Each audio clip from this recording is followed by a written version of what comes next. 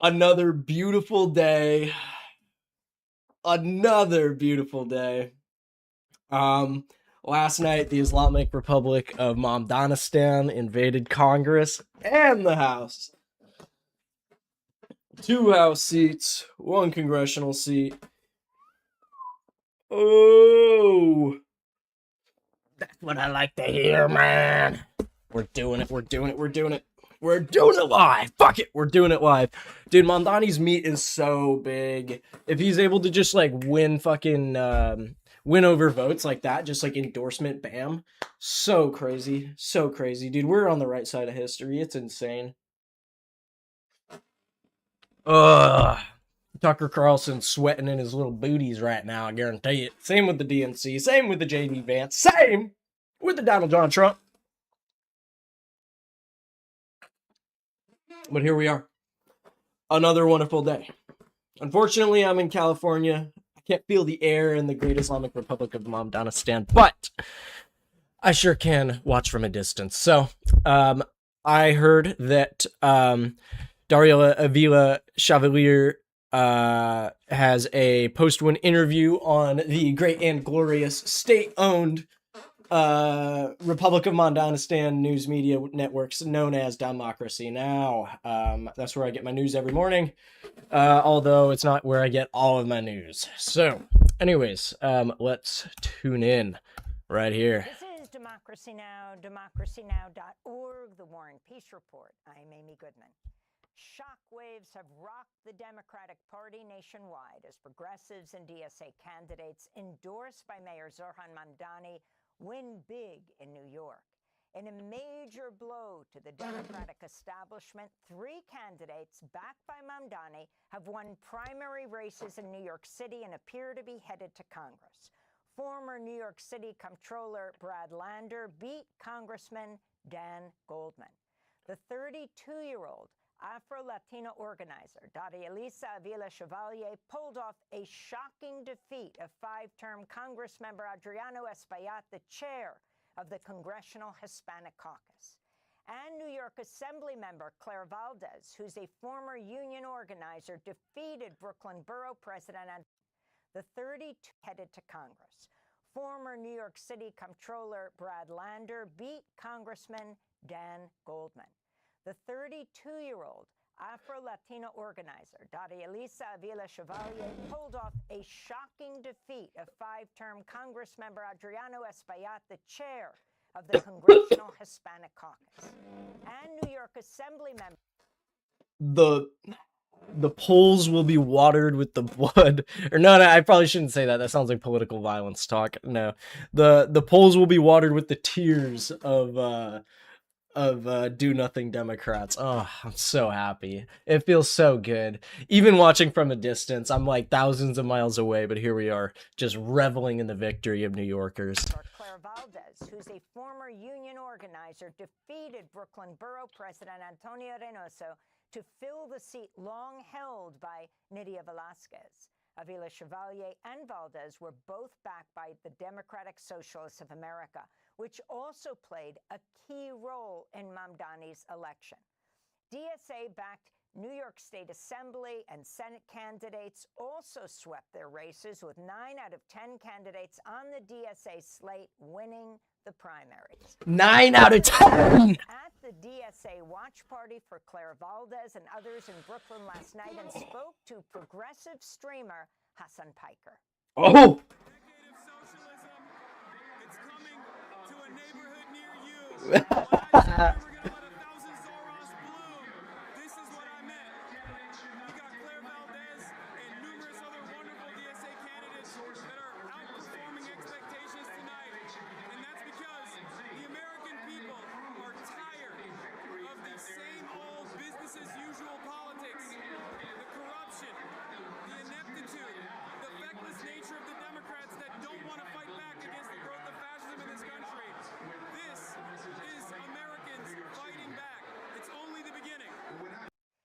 It's only the beginning.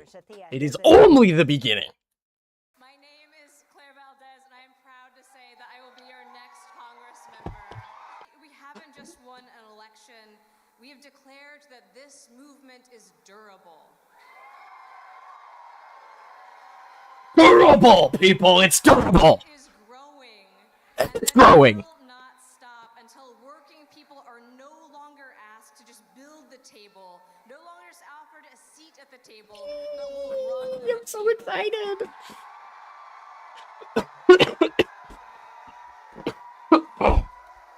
And make no mistake, this victory is not mine, it is ours. That's what organizing is. It's being asked to do something big, scary, unfamiliar, something that everything inside you says is not for you. It can't be you. But then you take the plunge, you find your power and solidarity. And let's talk about what that ask has now won. Oh yeah, I take the plunge every morning and every night. I'm always tuned into this shit. I'm loving it. You should be loving it. We all should be loving it. Across every fucking state, we should be loving it right now. I will lead the fight against ICE's cruelty and stand steadfast alongside our immigrant neighbors. They've been demonized, targeted, attacked, and in me they will have a champion. I will stand steadfast alongside our trans siblings who are the beating heart in this community.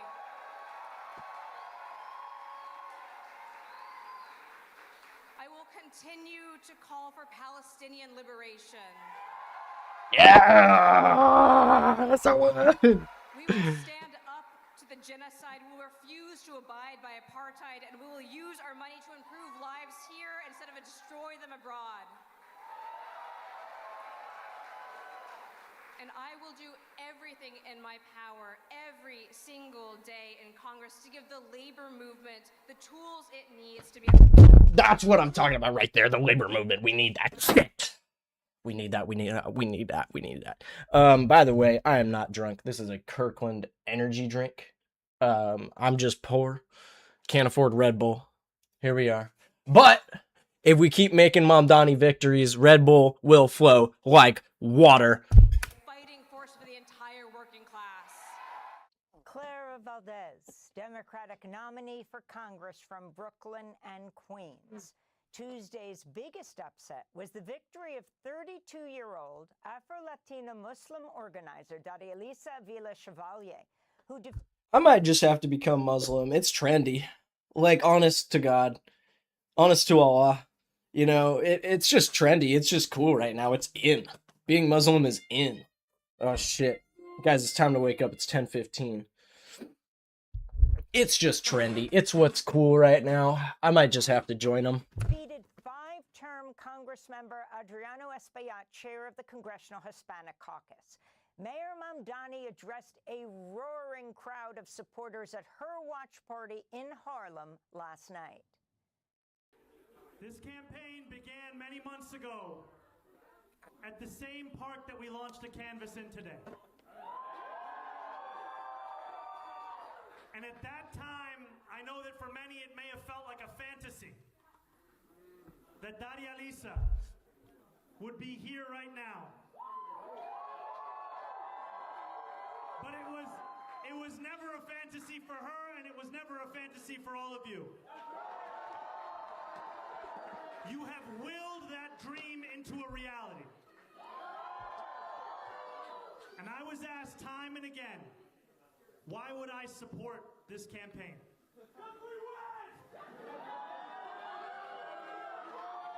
And I said then that I can think of no better person than the daughter of a single mother caseworker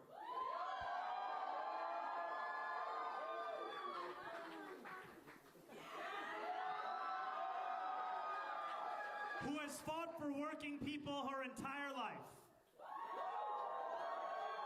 who has stood up for New Yorkers unjustly detained by ICE,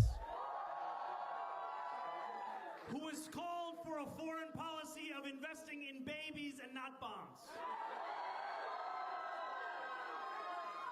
I can think of no one better than someone of clarity, of conscience, and of conviction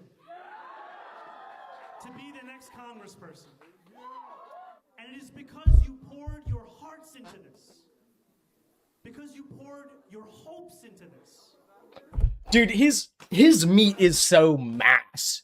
Dude, his nuts are so heavy. It's insane. Like, there is a scale of voters, right? You've got like the, do we vote this way? Do we vote that way? Do we vote progressive? Do we vote, whatever? And Mamdani just says, I'm gonna put my nuts on the left side. And then everyone starts voting to the left. It's crazy, dude. His nuts are so heavy, everybody wants a piece of it. Oh my God. It's kind of insane. Like, I thought he had sway. I thought he had motion. I did not know he had this motion. I did not know he had this level of motion. I did not expect Mamdani to be swaying elections this heavy. And I also didn't expect... I just feel like it's been slow. It's been slow crawling for us, like, socialists in this country, Like, it has been a slow, brutal turning of the levers that we've just had to, like, work our way through. And he just sweeps it. He sweeps it like it's nobody's business. He just fucking says, I like them, I like them, I like them. And then bam, all of them win. It's insane. 9 out of 10 DSA candidates won. Let's fucking go. That we are showing there is a new path for politics in our city and in our country.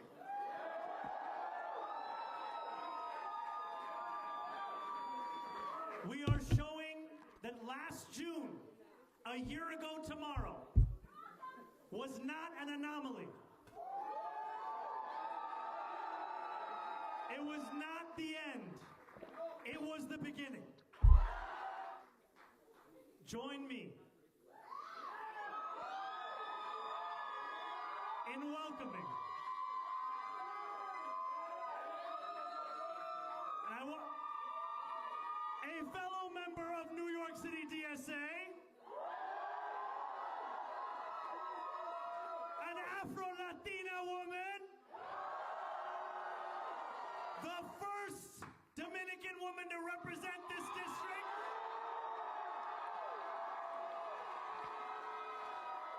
and the next Congresswoman from New York 13,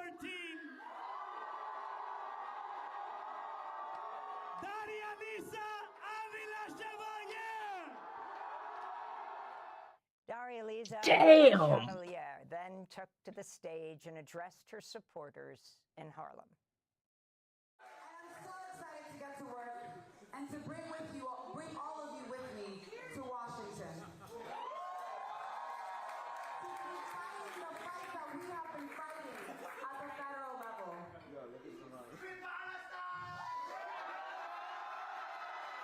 Because over a year ago, the odds were stacked against another young Muslim socialist. Yeah. To become mayor of New York City.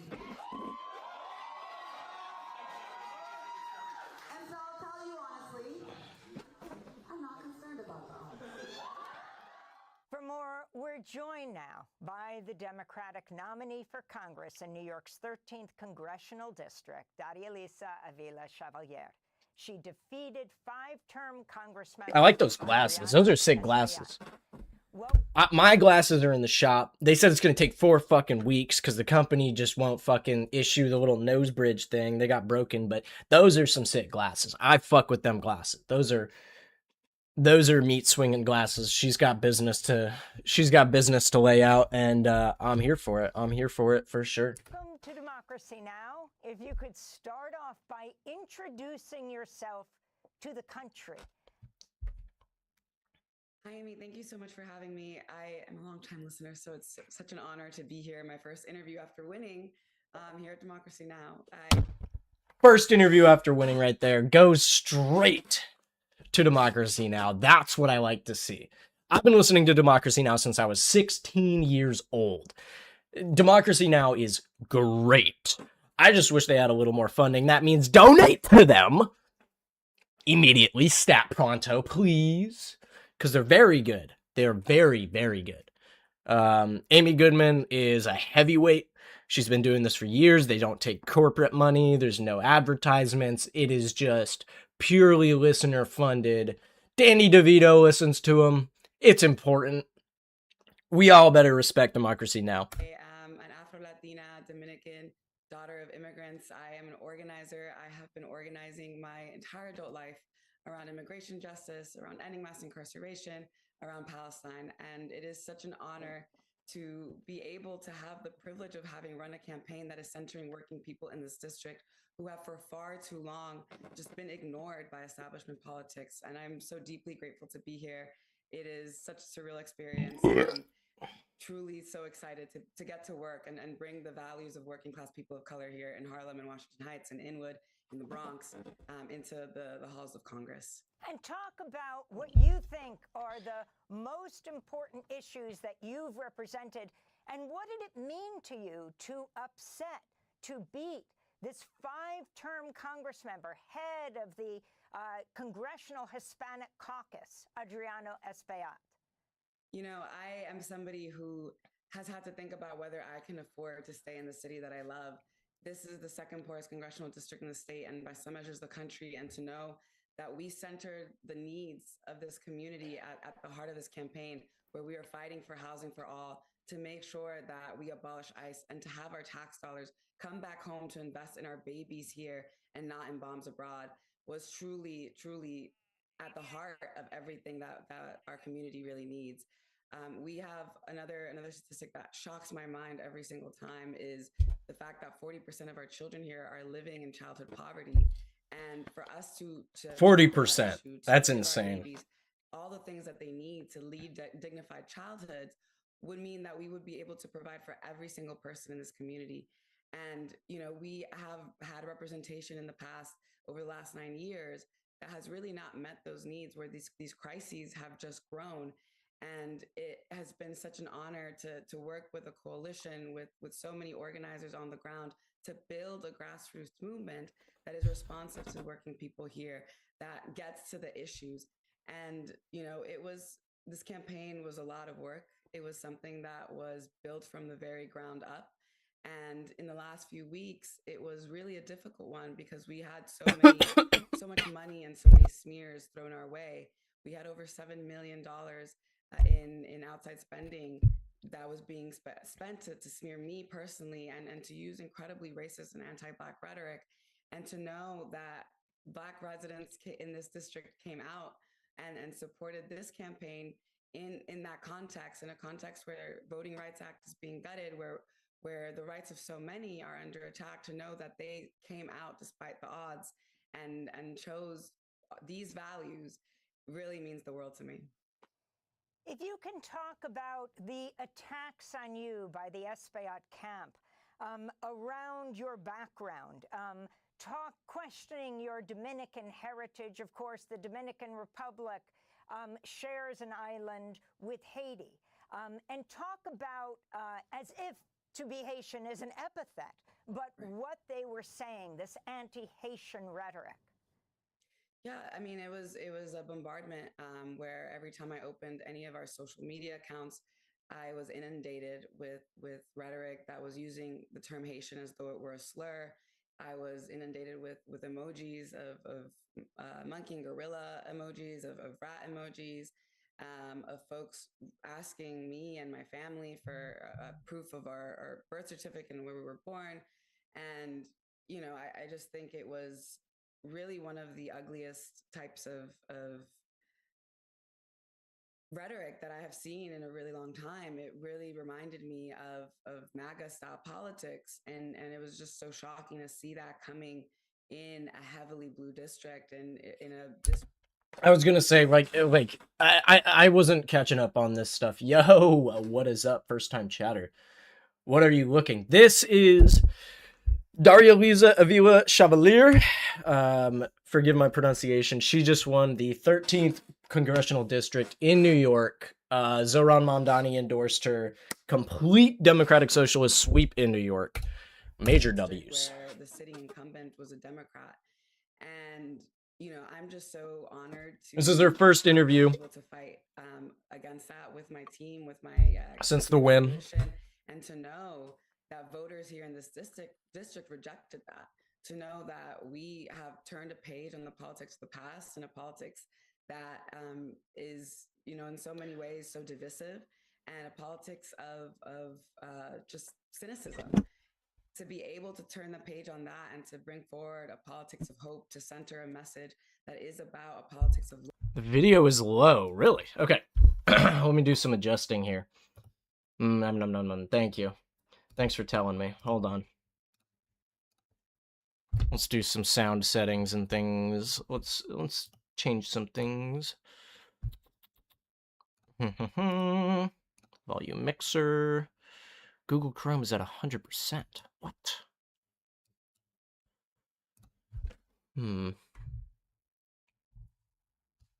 Let's try. Oh, I see. Okay, what about that? There we go. That should be better.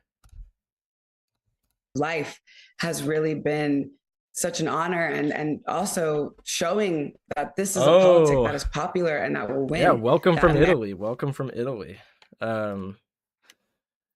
Or welcome from the US, I guess. I don't know. Awesome. How are things in Italy? Tell me all about it. Tired of this politics of death, the politics of cynicism, and want to make sure that our resources are coming back to our communities and investing in the life and the needs of the people here. If you can talk about your experience, you're a Columbia alum. You were you protested the encampments you were a part of, and you actually taught on the West Bank. Talk about your experience as a student there and how that influenced your positions on Palestine and Israel. Yeah, I went to undergrad at Columbia University, and while I was a student there, I went to the West Bank, and it deeply formed a lot of my understanding of. Honestly, no. Other than who's that one lady who was in the elections a while back? It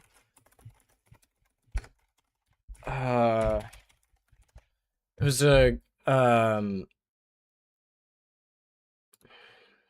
the granddaughter of Mussolini, Alessandra Mussolini. Did she end up winning? Is she in government right now? I don't really know. I wasn't paying attention. Of global politics, but even my own context here in New York, where I started to see. Giorgia Meloni, maybe that was it. Yeah. Giorgia Meloni.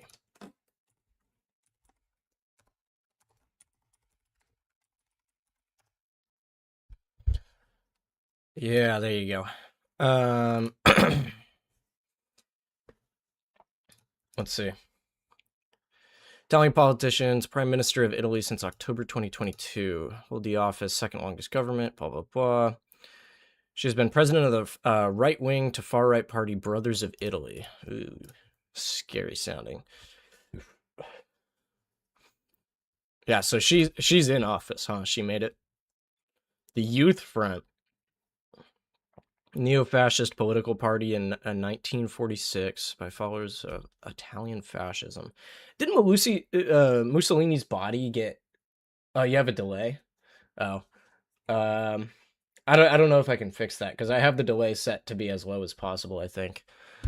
Maybe I can. Hold on. Let's see.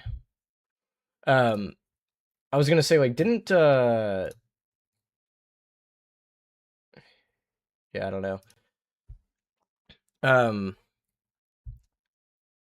Yeah, I was gonna say, didn't Mussolini's body get isn't it publicly accessible? Can't you go and see his body, or at least his crypt? I think it's as far as I remember. I mean, not the whole thing, because obviously it got. Oh, okay, it's normal. Yeah, that makes sense. Yeah. Yeah, I don't know. Let's see what are political positions. Here we go.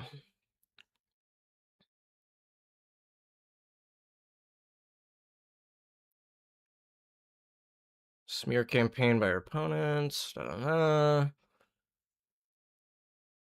right-wing populist and nationalist. Close to Viktor Orban. Not someone you want to be close with.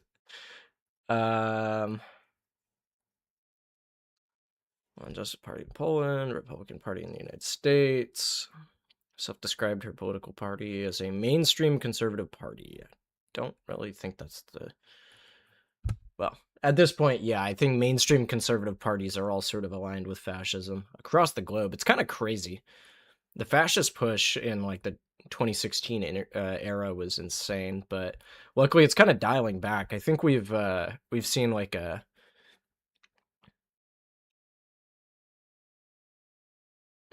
Your English crashed it. Oh, internet crashed it. Yeah, no, I don't know. I'm just kind of reading off the Wikipedia, that's all. Yeah.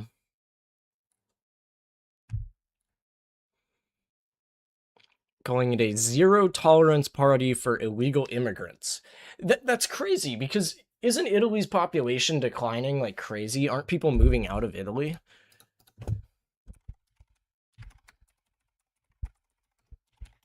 Which, like, it's obviously what all the fascists want, right? They want, a white country or whatever, but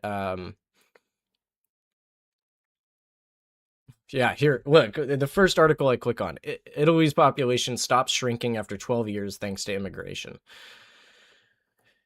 Resident population held steady about 59 million, net immigration at 296,000. Without immigrants, population would have shrunk by 297,000. Fertility rate down to 1.14 children per woman. Crazy. Wow. Stabilized after 12 years of decline, almost entirely offsetting a shrinking number of births.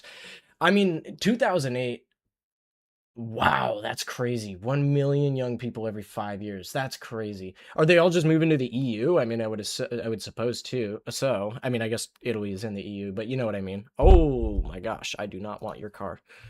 Yeah, kind of crazy. I know that there's like sort of a little bit of like Americans moving there because, America's so expensive now and people like romanticize Italy like it's this beautiful Italian villa that they'll be moving to. There's this one town in particular that sells houses really cheap. I have like a good amount of Italian. Some in America, but also they go to the rest of the world. Yeah, I kind of figured. I feel like nobody really wants to move to America anymore. Like it's still like a land of opportunity, like you could get a good job here and everything, but it's sort of like a what was I going to say? It's sort of a problem with the politics and everything. I think we're very unpopular on the world stage right now. um Town in Italy that...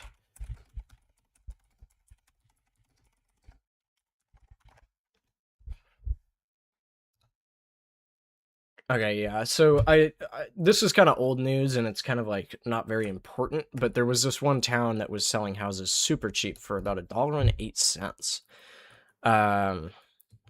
And I know that it's not as simple as just you buy the house for $1.08 because obviously you need to get like citizenship and you get a visa figured out and all that. But I think Italy also has a pretty I mean maybe she dialed this back, maybe she was changing it, but like so my it's good because probably North American gained like 3 times I mean, I guess, yeah, I don't know. I don't really know what it's like in Italy right now. I don't know if people are viewing Italy that poorly, but I heard someone say it's the quote unquote, which I don't know if this is a good thing, but the Mexico of Europe, which I don't really know if that's something that people should be saying, but I did hear someone say that. It's kind of funny. I feel like Greece is the real Mexico of Europe, though. I feel like Greece's economy got so fucked in 2008 that, you know, um, yeah. So I was gonna say, so my great great grandfather Salvatore Romano, he came from Italy, and I would be able to get Italian citizenship based off of it, except for the fact that I'm actually his descendant through one woman. and you can only get citizenship through the maternal side, or no, the paternal side, your dad. And so if it were his son who had passed it on to me, I'd be able to get Italian citizenship. Maybe she changed that. Maybe that's not accurate. Oh my gosh, accurate anymore. But yeah, it's kind of interesting. It's kind of a progressive immigration policy or citizenship policy. It's not like China, where like China has like 28 naturalized citizens in their entire history.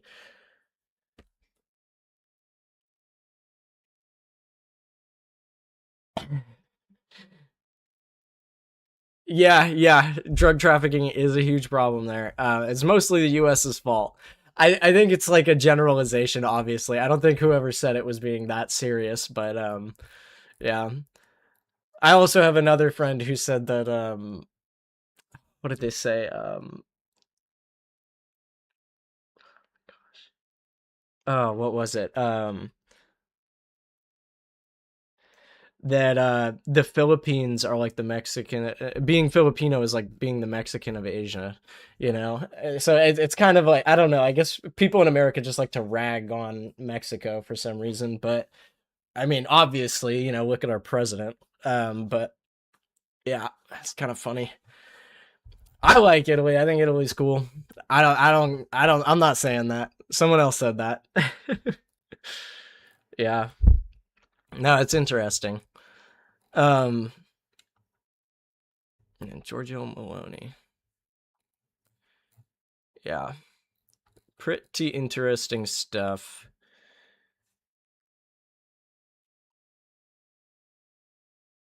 Already impossible for already citizen have a house and a job.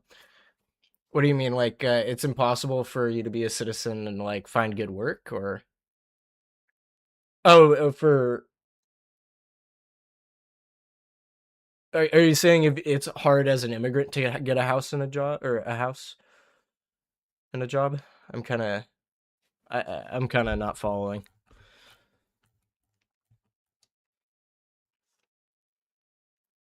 Okay.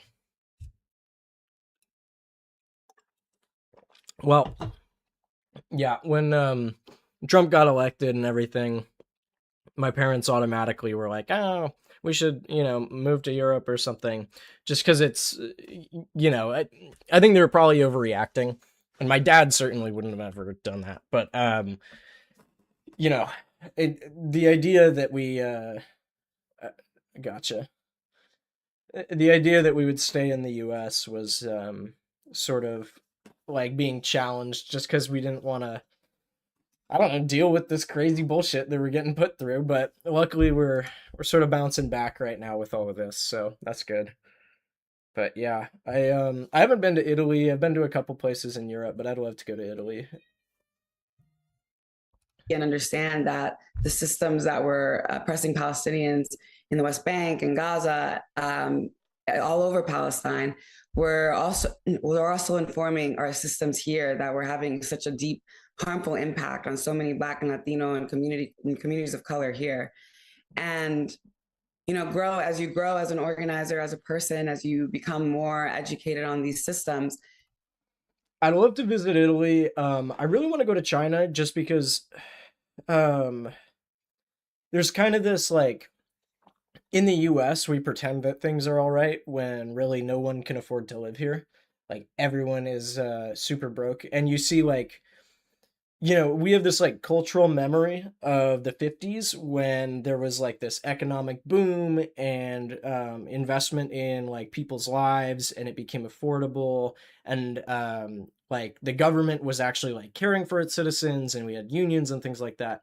And China's going through that right now. And so I just kind of want to feel the cultural air in China and like look at how you know, this country just decades ago, like a century ago, was you know, like agricultural and sort of backwards. Um, it's not as bad as you think. They, especially with it, like people on visas, they'll watch you all the time. But China's not actually as bad as you think. There's a lot of propaganda around it, and yes, like their government is pretty controlling, obviously. But for the most part, like, you can live a totally happy and normal life. The only thing I wouldn't like about China, just visiting there, is that you have to be on like Chinese internet and you can't, like, you know, play video games with your friends in the States or whatever, you know? Like, that's something that really irks me. And there's actually a really interesting, complex reason for that. So, um, in countries that are not democratic, there is a there's a political science phenomena where if you open yourself up to trade and to like cultural communication with a democracy or a liberal government, you end up actually having movements that will challenge the status quo. So if you're China, right, if you're Xi Jinping and you want to control and keep your government from being democratic, you cannot have an internet that communicates with the liberal democracies, and that's why Iran does it too. Iran has a big history of all of um the social credit score thing isn't really actually real. That it's largely propaganda. Here, let's do some research into it, because I'd like to be more um informed on it. So what I've been told is that it's not as real as we think, is that it's largely propaganda. I mean, we do have credit scores in the US. I would assume there's credit scores in Italy and a bunch of other liberal democracies as well. But let's see. Yeah, so is a national credit rating and blacklist implemented by the government of the People's Republic of China. The social credit system is a broad governance strategy to track business, individuals, and government institutions and enhance their perceived trustworthiness rather than a single system. It is based on a varying degree of whitelisting, termed red listing in China, and blacklisting. There have been widespread misconceptions in media reports about unified social credit score based on individuals' behavior, leading to punishments if the score is too low in regards to or rewards if the score is too high. Let's see. Organization. Okay. Social credit is a broad policy category seeking to enforce legal obligations, including laws, regulations, and contracts. It views financial credit and legal compliance as a measure of trustworthiness. Social credit does not itself bring new restrictions. It focuses on increasing implementations of existing restrictions. Blah, blah, blah, blah, blah, blah, blah, blah, blah. Okay, here we go. There is no unified numerical credit score for businesses or individuals. Rather, national and local platforms use different evaluations or rating systems. Due to the differences in various pilot programs and fragmented system structure, information regarding scoring mechanisms is often conflicting. Inspired by FICO, a numerical credit score calculated by individual behavior and activities was given to citizens in certain pilot programs developed by financial firms or localized initiatives. However, these practices were not widespread applications, and eventually the numerical score mechanism was limited to private credit rating and loyalty programs. So essentially just a credit score at this point.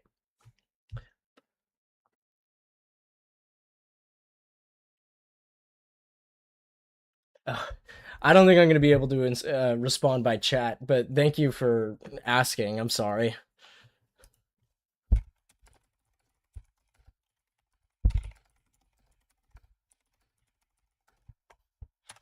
Okay, let me catch up on chat here.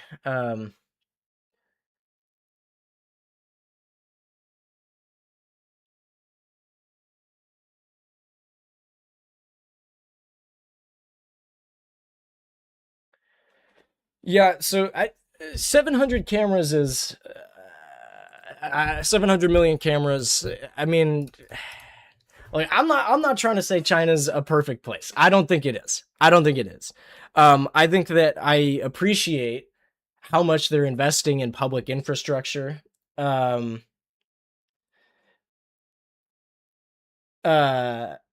I appreciate how much they're investing in public infrastructure, and I appreciate how much they're like like how strictly they ran in on business. But let's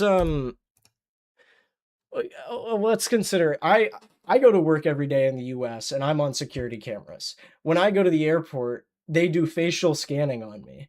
When I go through TSA, they open up every container I have and they scan everything, right? When I get pulled over by the police, they will take my money if I have cash on me because I can't legally prove that I mean, it doesn't happen to me, but if I were black and I were living in Alabama, they would take my money because I couldn't legally prove that it was not drug money. It's called what's it called? Um it's something of property. I can't remember, but there's a legal term for it. Like there's a varying level of oppression that is like you can point fingers to it in China, but it's also here at home. And so for me, living in the US, right?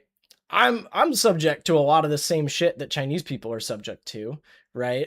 If I miss my rent or I miss my PG&E payments, my gas and electric payments, my credit score goes down and I can't get a loan. It's the same shit in China, right? If I go and I go to work or I go to the airport or I go, into any police station, any public building, any private building, I'm on camera. There's cameras in every building in the US.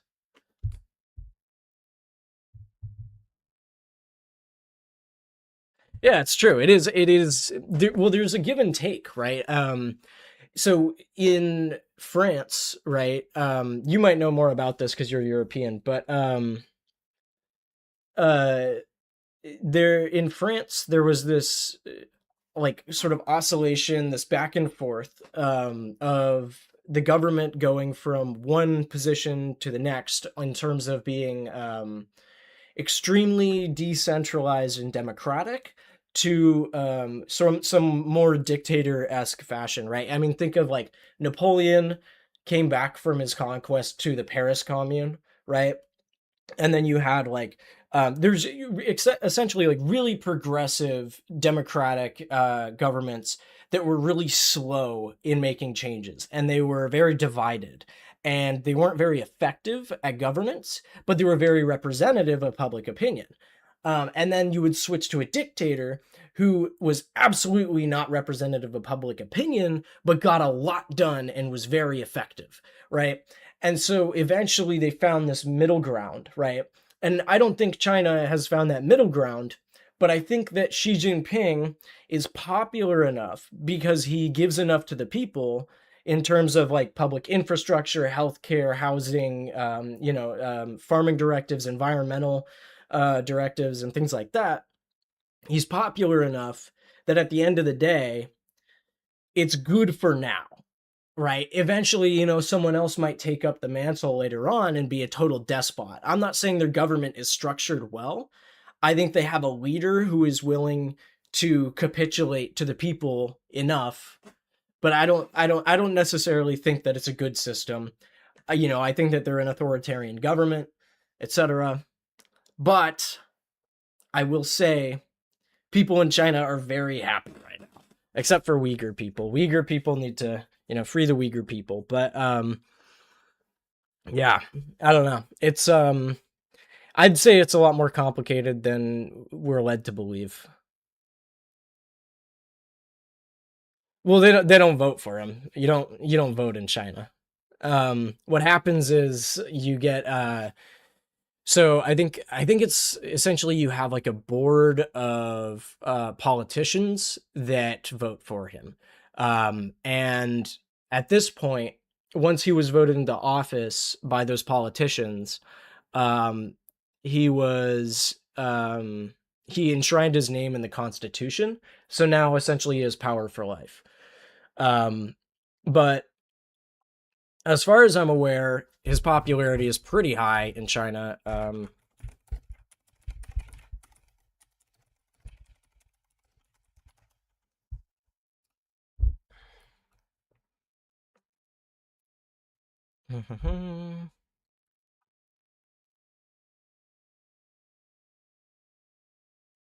Yeah, obviously China, or obviously Japan doesn't like them.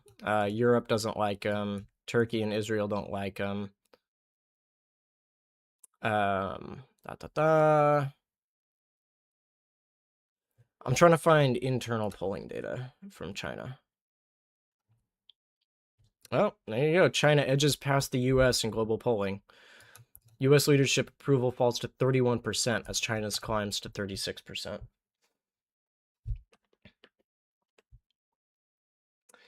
I think you're probably thinking of Russia. Russia has fake elections, but China just doesn't even bother. They don't. I don't think China even has elections.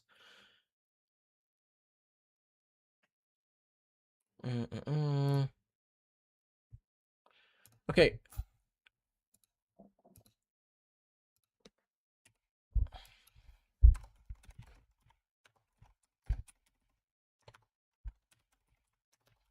Oh my gosh, I can't type.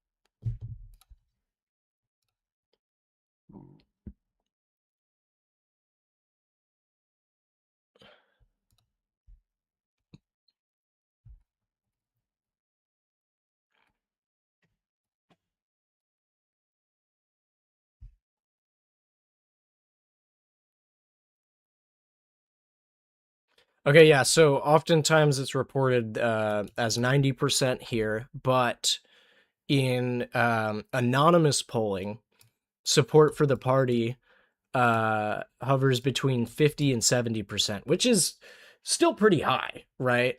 But it's important to remember that it's the reason in regular polling and not the anonymous polling it's at 90% is probably because of the cultural revolution that Mao had. There's probably like a historical memory of that where there was sort of this fervor that was spread amongst the Chinese people at the time, and anyone who was viewed as not being revolutionary enough, there's a lot of people who were dragged out in the street and beaten and killed.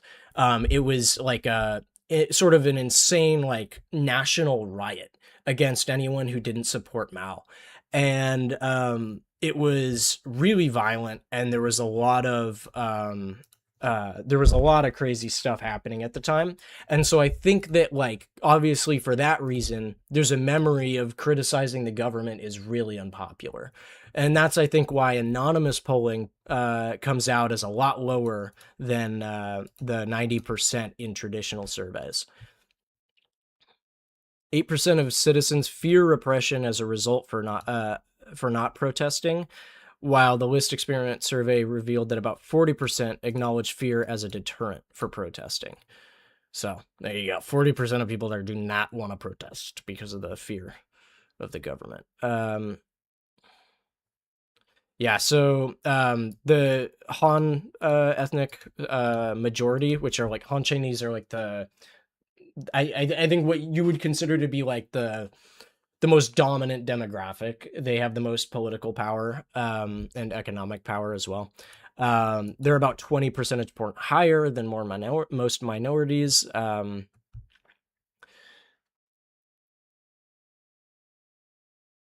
Yeah, I mean, yeah, there's definitely still that fear. It is kind of popular, or not popular. It is kind of funny that in Western media, whenever China does something good, we always cover it as at what cost. So like here, China at what cost? I love this. It's really funny, and obviously these are just memes, but it is a real trend. Let's just read this off. Oh, hold on. Open image in new tab. There we go. Yeah. China's wind industrial policy succeeded, but at what cost? China pumps up Cambodian economy, but at what cost? China has avoided the grim US COVID toll, but at what cost? China is getting smarter, but at what cost? Wuhan, when you're on, the city that appears safe from COVID, but at what cost? China invests in Ethiopia, at what cost? China's economy looks to be stabilizing, but at what cost? Serbia has rolled out the red carpet to China, but at what cost? Right? All right, well, enjoy your dinner. I hope you will tune back in. I don't have many viewers, so come by another time. I promise I'm not always glazing China. I promise. I'm usually just covering domestic U.S. and international politics. But yeah, I'll tune back into my democracy now. You know, you start to notice that they're not just similar systems, they are the same system. They are systems that consistently put profit over people, that consistently Yeah, exactly. Like I was just, this is really interesting. So I don't know if you know about this, but China has been trying to slow the growth of their desert. They have a huge desert, and so they've been planting a ton of trees. It's true. Yep, that's true. Yeah, exactly. It's never that simple. But they've been planting all these trees, and what it actually did was it was counterproductive because the trees had to go so deep to get water that it lowered the water table, and wells were going dry in the villages surrounding it, which the hope was that those villages wouldn't get consumed by the desert. And so what they ended up doing was releasing a ton of horses into the desert, and the horses' hooves and they were like almost extinct horses too. So they were bringing back these horses that hadn't been there for like 100 years, and their hooves started, tearing up the terrain. And over the course of a year, it would bring out old seeds, and it would allow the groundwater to soak into the ground, or the rainwater to soak into the ground better. And so you started seeing very slowly, year after year, certain areas were starting to go green again.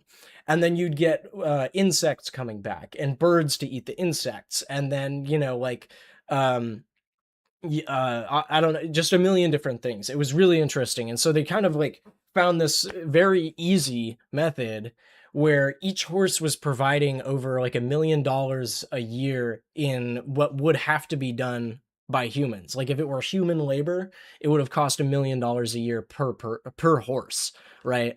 And so it's like kind of crazy that these horses were better than all the government could do. It's kind of crazy, but it goes to show you. And in the US now they're trying to do it with bison. We're trying to bring the bison back to the plains. It's pretty interesting. So they do have some pretty innovative, new, cool things they're doing. Let's see if I can actually find the video on those horses.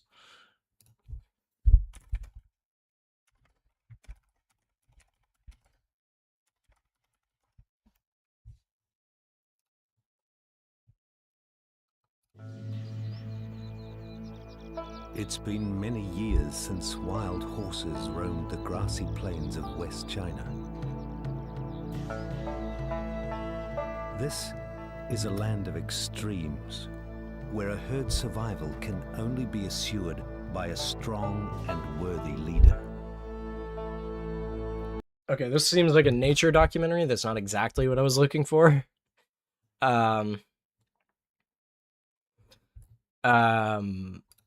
Oh, here we go. There's a 2-minute video from Al Przewalski's Jazeera. horses are the first of their kind to gallop the vast steppes of Kazakhstan in nearly 2 centuries. Bred at the Prague Zoo, these 3 traveled more than 4,000 kilometers by plane to their ancestral home. We managed to get those horses here alive and healthy all the way to this reintroduction center. Of course, more will follow. These first 3 are just the first step. The Przewalski's horse is genetically different and the only true wild horse subspecies. Its lineage split thousands of years ago, before horses were domesticated. It's smaller and stockier than a regular horse with noticeably shorter legs. On average, it weighs much less too, and its unique genetics mean Przewalski's horse can only breed among its kind. All right, have fun at dinner. Plus hunting and climate Thanks for change tuning in. I caused the appreciate it. Przewalski to die out in the I'll be wild streaming tomorrow. in the Please come. mid-20th century. Their numbers were dwindling in captivity as well. By the end of the 1950s, only 12 of these horses were alive in zoos across the planet. In 1957, the last Przewalski caught in the wild saved its kind by providing vital genetic diversity. 8 years later, there were more than 100. Now, nearly 1,000 have been released to roam Central Asia, and they're helping preserve its ecosystem. Wild horses serve another important role, especially for the steppe, to prevent, to distribute non-native or not common plants in the steppe, and also prevent the fire. These three Przewalskis will now begin repopulating Kazakhstan's wilds after being on the brink of extinction. Dmitry Medvedenko, Al Jazeera. It's really interesting. Deny people their human dignity for the sake of capital, and to know that we sent a very loud and clear message yesterday that we will not allow that to continue to be the case, that we will put people first and we will put working people at the heart of our democracy, it felt really full circle. To know that we can say Free Palestine at our party, to know that we can say what is happening in Gaza is a genocide and win, and reject the politics of AIPAC, reject the politics of big money and corporations coming into our politics. It is truly, I think, a seismic shift that is happening in our politics. Attendees at your victory party last night included the Palestinian activist Mahmoud Khalil, the Columbia University graduate student organizer who was detained 4 months last year in an ICE jail in Louisiana. Today's win is a big win for New York, is a big win for the working class community in this country. To have someone like Daria Lisa actually representing them in DC, representing the struggles, the daily struggles that this community goes through, rather than politicians who are only cashing money for the sake of gaining power and control. I've known Daria Lisa since my first days at Columbia, and she's been always very supportive, even in my absence when I was in detention. She was there for me, she was there for my family, she was there for my community, going in the streets and just like supporting in whatever capacity she has. So now I have no doubt that she will continue to do the same in DC. Can you talk about your organizing around Mahmoud Khalil's detention, being held for months, and what he symbolized to you, Daria Lisa Avila Chevalier? You know, Mahmoud is a friend, but I would have fought for him even if he weren't, because I have been fighting for immigration justice my entire adult life. It is something that is deeply important to me. And when I first got the news of his detention, you know, there was the initial shock of it all, but there was a moment also where my organizer brain just kicked in and I just kind of went into awe. Mahmoud Khalil's detention honestly backfired so hard on the Trump administration. They got hit with so much legal trouble from it, and then on top of that, they platformed him. I mean, look at him now. He's attending congressional races. He's he's bigger than ever, and he's got a loud voice now. Maybe not loud, but he's got a substantial voice. He's got substantial support, and he's pretty popular. So I think it's kind of a blunder that the Trump administration will not learn from. They'd rather crush dissent, but still. Pilot where I just started writing to make sure that we were spreading the word about his case and taking control of the narrative as someone who knew him in that time, and making sure that we were really putting together movement work that could bring attention to his case. And I was already organizing with fellow organizers around civil disobediences, around direct actions, to bring more attention to his case, about court support, to make sure that we were showing that he has a community. And when the Trump administration said that he would be the blueprint of how immigration enforcement would be conducted going forward, I thought it would be very clear to all our representatives the stakes in his case, not just as an individual, not just on the fact that it was basically punishment for his engagement in free speech around the genocide that was happening towards his people, but also because of the impact that it would have on every immigrant in this country, on the First Amendment rights of every person on US soil. And to know that our representative, the one that was representing him in that moment, that all he could offer were two sentences around trusting Trump's DOJ at a time where Trump's DOJ had just violated rule of law by detaining him in the first place was deeply troubling. And so, you know, when I was first considering whether or not this was a race I wanted to throw my hat in, I just kept thinking about Mahmoud and the millions of people like him and Noor who are so fearful right now, and what it would have meant to them to have a representative who was actually fighting for them. Finally, Daria-Lisa Villechevalier, your plans for Congress, when what looks like overwhelmingly, given your district, you will be elected in November. I'm so excited to fight for the working people of this district to make sure that we can all afford to stay in this.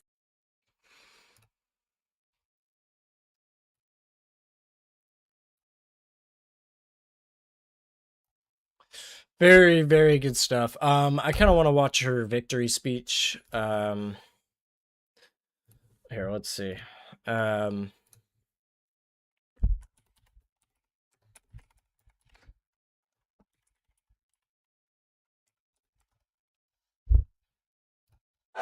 so excited to get to work and to bring all of you with me to Washington. To keep fighting the fight that we have been fighting at the federal level.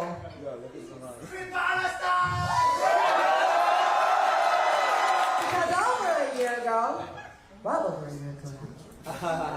the odds were stacked against another young Muslim socialist. To become mayor of New York City. And so I'll tell you honestly, I'm not concerned about that. It's about time that we have new and fresh faces in Congress that are really going to.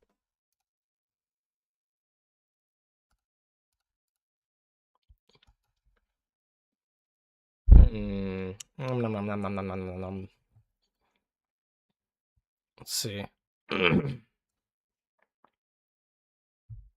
Ooh. Well, good morning, everybody. I want to say that it's been a long stand.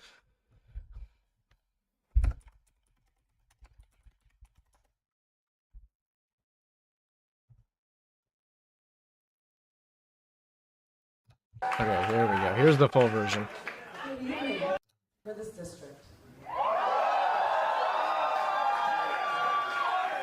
In my district, we know a little bit about what it feels like to be left behind. Because for too long, in Washington Heights, in Harlem, in Kingsbridge, people have counted us out, forgotten about us, told us we couldn't make it. Every single one of us has a story about being let down by our government, about our representatives, soon to be our former representative, who wouldn't pick up the phone, doing nothing about the affordability crisis and looking the other way while the real estate corporations that funded his campaign raised our rents and priced us out of the community that we love.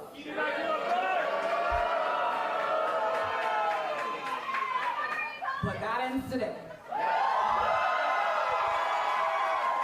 Because we have been told that cynicism was the best that we could get. That's a dream of a better life for ourselves and for our neighbors, for systems that were rooted in our communities in joy and in life, instead of despair and destruction, was naive. That a politics of life and of hope was out of reach for us here. As if the cutoff for ambition for a better life ended at 96th Street.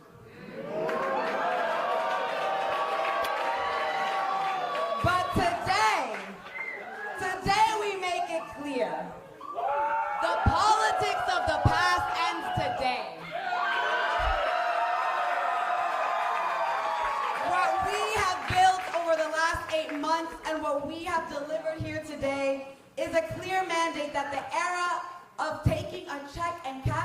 paycheck and calling it representation is over. No longer will Uptown and the Bronx be neglected, forgotten, or overlooked. No longer will we accept a politics that throws scraps at us and acts as if we should be grateful for them.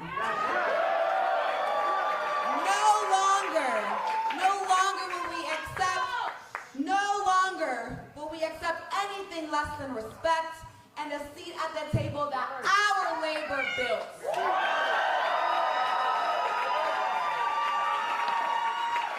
Over the past 8 months, all of you in this room know how much the Democratic machine has tried to count us out. How at every turn, they've underestimated us. Those of you in this room know just how scared we made APAC, crypto, and all of the corporate PACs funding my opponent's campaign. And over the last few weeks, we've seen the lengths they will go to protect their power.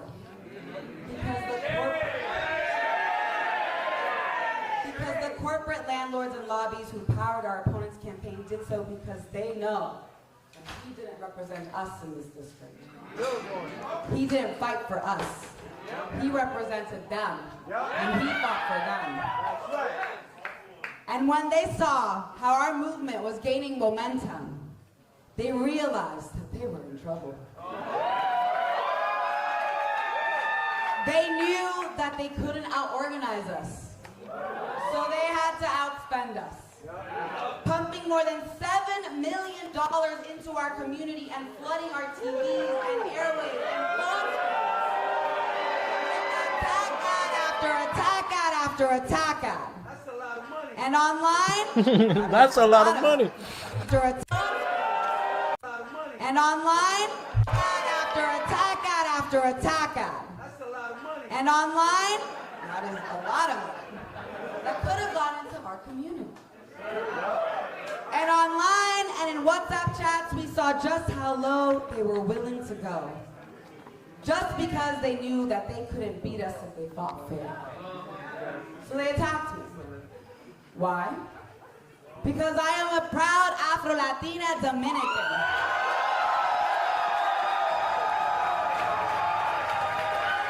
Because I believe in the freedom and dignity of all people, including our Haitian neighbors.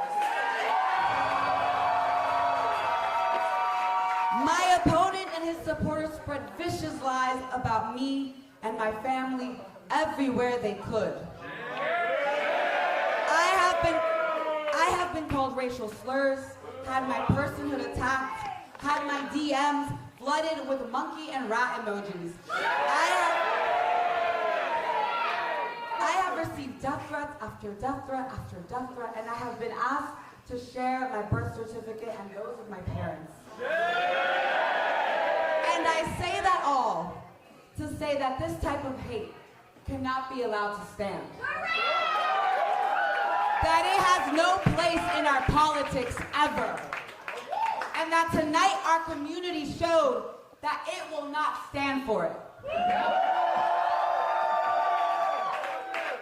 And in the words of Shirley Chisholm, even if the establishment machine has done everything in its power to keep our community from having a seat at the table, well, I have some bad news for them. We brought folding chairs. Because like I've said many times, this campaign was never about me. It is about all of us. It is about every young person who has ever been counted out, discredited, made to feel less than. To every little black and brown girl, Mujeres Dominicanas, my Muslim sisters, and every working class person here. Our time has come. And I am so honored to have built a movement with all of you. And to have the support of not only all of you in this room, but all of our community. A community that deserves full investment and full funding in our childcare, in our schools, in our healthcare systems, in our babies, not bombs. And we have to use to make sure that we abolish ICE and keep our immigrant neighbors safe. And we must secure housing for all. Holy shit, we're only halfway through. Okay, I don't want to watch the whole damn thing. Truly affordable housing for all. Oh my gosh. Well, she is certainly stoked on her, what's it called? Victory there. Ugh.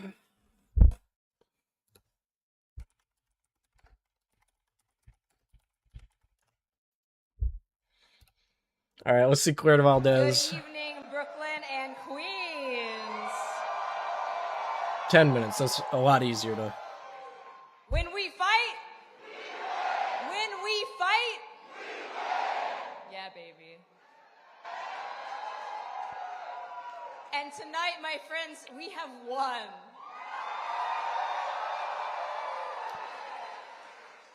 My name is Claire Valdez, and I am proud to say that I will be your next Congress member.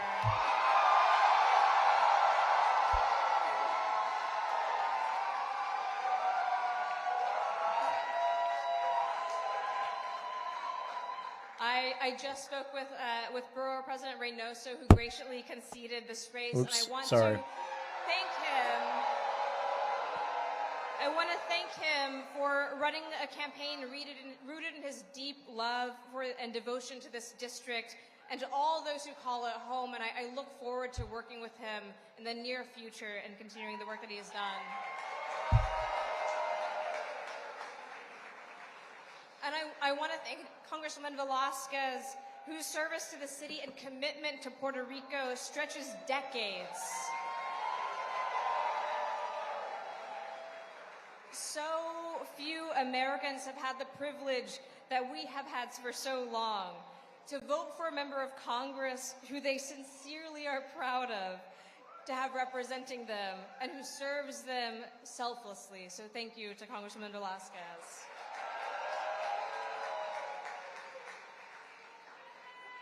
And I want to thank our mayor.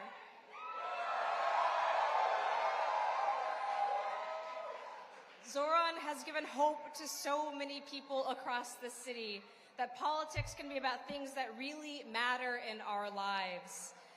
And you have believed and you believed in me every step of this way. I'm so proud to be in this movement with our mayor of New York City.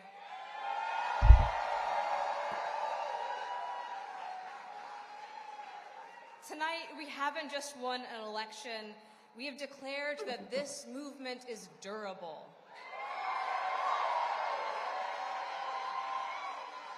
That it is growing, and that it will not stop until working people are no longer asked to just build the table, no longer just offered a seat at the table, but will run the table.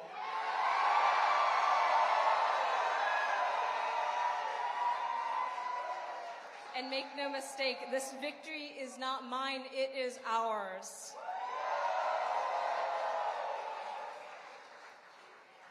It belongs to the UAW, it belongs to...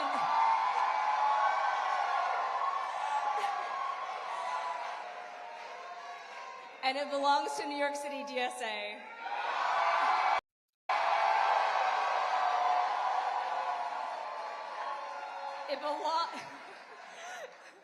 It belongs to the entire coalition that believed in this campaign and built this movement.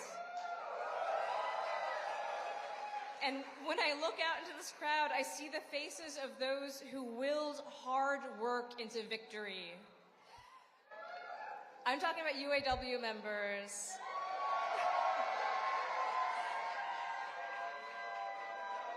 Who stood on picket lines when the sun beat down and the cold made your toes go numb, and still you marched.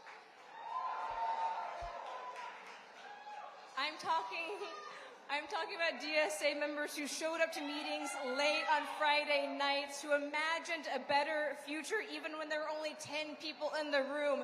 Still, we organized.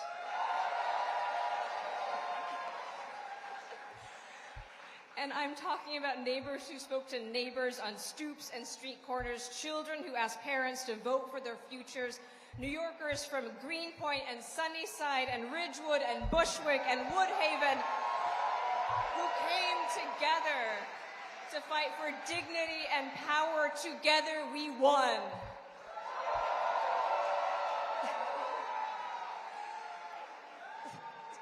So often in this campaign, there was a rallying cry, one that has echoed from canvas launches and moving vehicles, and that you chanted just moments ago. It was coined by Tony Rosario of the Teamsters, yes.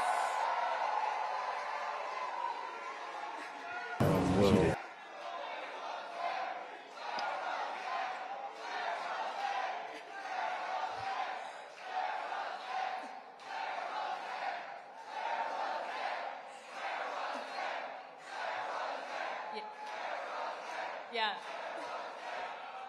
That's the one. That's the one I was talking about. I have to admit, at first I did not like it. You shouted it all the time. Just now again. And I didn't like it because none of this was ever about me. This race has always been about the New Yorkers who are there before the sun rises and after it sets.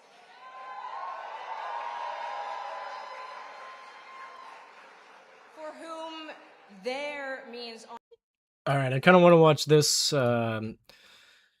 DOJ announcing fraud investigation. Holy, that is loud.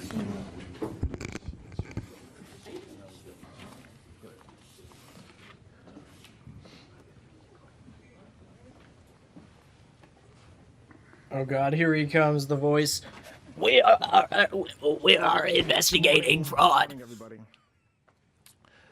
Today we are here to announce the results of the 2026 National Healthcare Fraud Takedown. This announcement marks the greatest combined federal and state effort in combating healthcare fraud in history. Thanks to the leadership of President Trump and the Vice President, and all those folks standing behind me and next to me, we are more united than ever before. This team is working tirelessly to take down fraudsters who steal from taxpayer-funded programs and prey on vulnerable Americans. When we talk about the team that's working on these cases, I want to give some context around that. There are 9 healthcare fraud strike forces that have been part of this effort. 57 U.S. attorneys' offices, 41 state attorney general's offices, not red states, not blue states, but both working together with the federal government. Multiple law enforcement agencies, including inspector generals, some of the agencies that are here with me on this stage. That's what we talk about when we say this is an all-government approach to combating fraud. It's not just the Department of Justice, it's not just HHS, it's all government, including working with our state and local partners. Today we are announcing federal and state charges, all of which were charged or unsealed at some point over the past 2 weeks, the past 14 days, coordinated nationwide action. Since June 8th, we've charged 455 defendants across 56, like I said a minute ago, U.S. attorneys' offices, and 45 U.S. states and territories. As alleged in the various indictments, these individuals participated in healthcare fraud schemes involving over $6.5 billion in false claims submitted to Medicare, Medicaid, and other healthcare programs. The team around me will get into more specifics, but here are a few points that stand out. In one indictment, we're bringing charges against a corporate executive in Arizona in connection to over a $1 billion fraud involving unnecessary wound grafts. This alleged scheme costs Medicare over $1 million per patient. In total. All right, let's get some actual numbers here. U.S. Sentencing Commission, healthcare fraud. Of the 66,662 cases reported to the Commission in the fiscal year 2025. 340 involved healthcare fraud. That is a low fucking number. Healthcare fraud offenses have increased 1% since fiscal year 2021. And you have a grand total of 340 people committing healthcare fraud in 2025. 69% of individuals sentenced for healthcare fraud were men, 45% were white, 15% were Hispanic, 21% were black, and 9% were other races. Their average age was 52 years, when 91% were U.S. citizens, 91% had a little or no prior criminal history, 69% received the adjustment at USSG. No idea what that means. The median loss for these offenses was $1,279,436. 24% involved loss amounts less than $250,000, and 13% involved loss amounts greater than $9,500,000. The number of victims or the extent of harm to victims was 13%. I honestly wonder how does healthcare fraud really, and I mean, how is this like the greatest priority out of our healthcare system? Our healthcare system is entirely broken and we're cracking down on fraud. Like 1% of our cases are fraud, you know? Like, hold on, what is, let me actually do some math here. Total, our indictment charges 11 defendants for over $2 billion in fraudulent claims in connection to alleged wound care schemes. The indictment also alleges that these individuals then used the taxpayer money to bankroll multi-million-dollar homes, luxury vehicles like a $135,000 Maserati, jewelry like an $865,000 Bulgari necklace, and to top it all off, to fund the construction of a $4.6 million hotel at a beach resort in the Philippines. We're taking back the money, the luxury cars, the jewelry, and these alleged fraudsters will face justice. The coordinated actions of the past 2 weeks have resulted in over $182 million in cash and other assets seized, making clear our healthcare fraud enforcement efforts generate a significant return on investment for our taxpayers. In terms of Medicaid fraud, we're able to announce today the creation of the West Coast Strike Force and the deployment of additional prosecutors, allowing us to bring charges against a record-setting 295 defendants. Our indictments allege over $518 million in Medicaid fraud between these individual defendants. You're going to hear from Director Patel in a moment, but apprehending alleged fraudsters remains a top priority of the Department of Justice and the FBI and our other law enforcement partners, including the DEA, who's here as well. At last year's takedown, a year ago, we charged multiple individuals for allegedly running a $10.6 billion medical equipment scheme using stolen identities to make false Medicare claims. Today, I can announce that I just don't understand how this is our greatest priority with our healthcare system. I mean, like, it's ridiculous, the system we live in. It is ridiculous. I mean, hold on, let me pull up the stats on how much money would be saved by universal healthcare.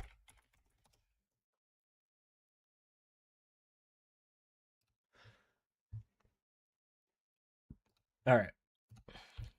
Medicare for all would save the U.S. trillions. Public option would leave millions uninsured, not garner savings. Medicare for all opponents repeatedly claim that it is too expensive by presenting misleading numbers without proper context or unsustainable healthcare spending. Our healthcare spending is estimated to continue rising and will reach nearly $6 trillion a year by 2027. That means, according to the federal government, we will spend around $42.9 trillion on healthcare over the next decade if we maintain the status quo. A recent study by Yale epidemiologists found that Medicare for all would save around 68,000 lives a year, while reducing U.S. healthcare costs by spending around 13% or $450 billion a year. Think about that. All of these people complaining about population and decline and fucking birth rates, and yet they're not willing to pay to make fucking birth easy. You know how much a fucking having a kid costs? Hold on. Average bill for a child for baby delivery. USA. Let's see. Let's see. Google AI says it costs about $20,416 with insurance, blah, blah, blah. Who cares? Why are we charging $20,000 to have a fucking baby? It's insane. And they're complaining about birth rates. Like, what the fuck are we doing, people? What the fuck are we doing? Oh my God. Nearly $6 trillion a year could be saved by 2027. That means, according to the federal government, we will spend around $42.9 trillion. Oh, I already read that.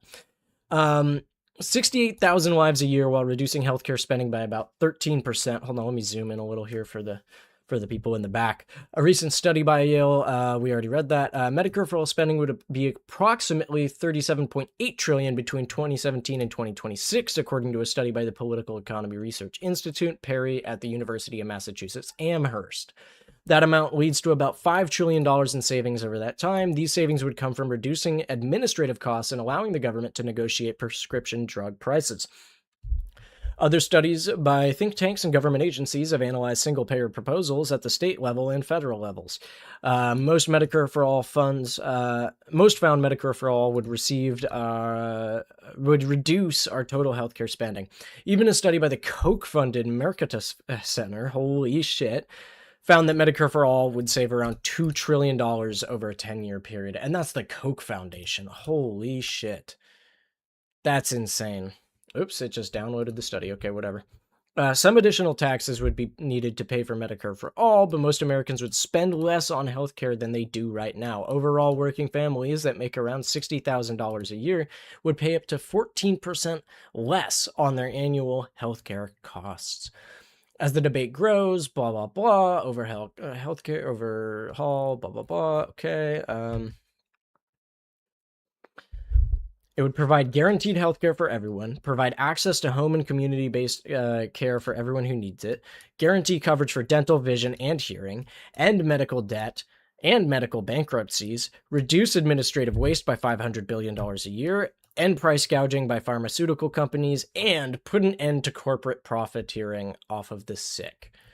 You know, Chris Hedges has an excellent quote on this. Let me pull this up. Chris Hedges, speak to me again, please.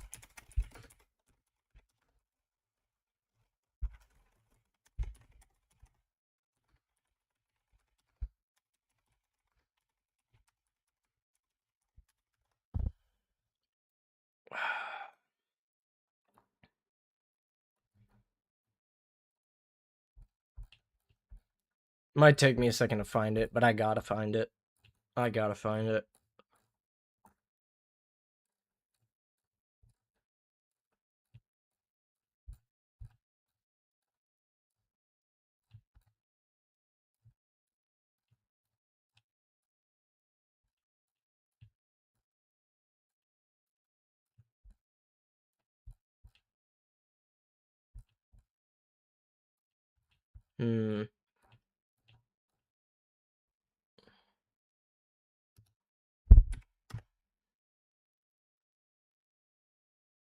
don't know if I'll be able to find it. It's kind of an old interview. It's an old interview.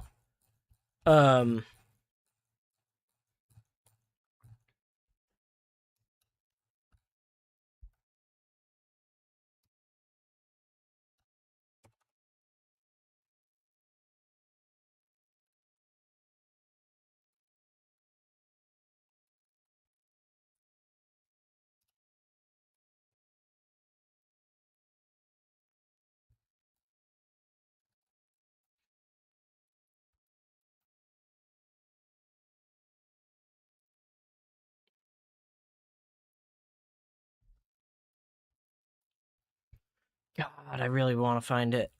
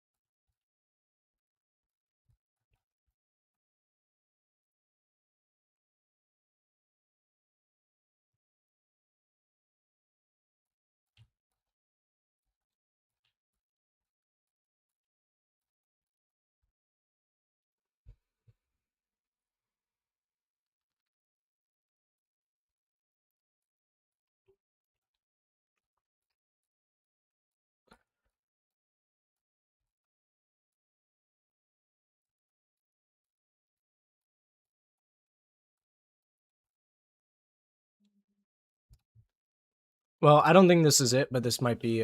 Part of the job of the insurance companies to make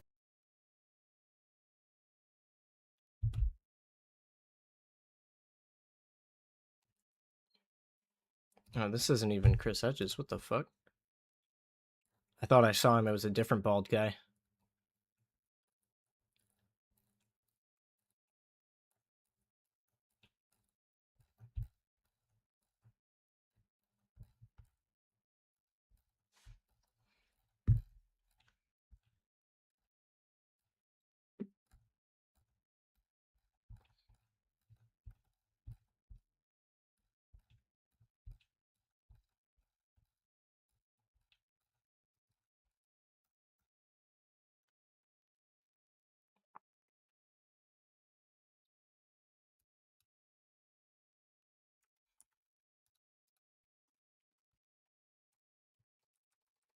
Actually, it might actually be better if I Google it.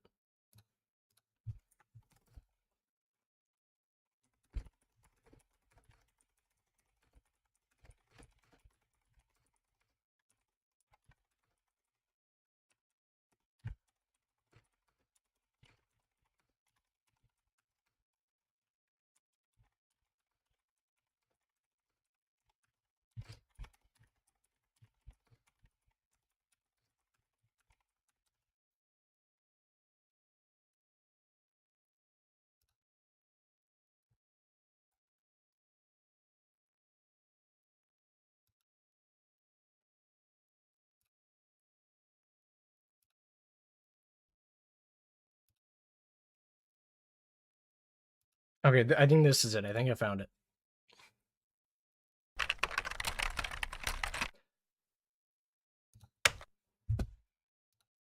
Somewhere in here.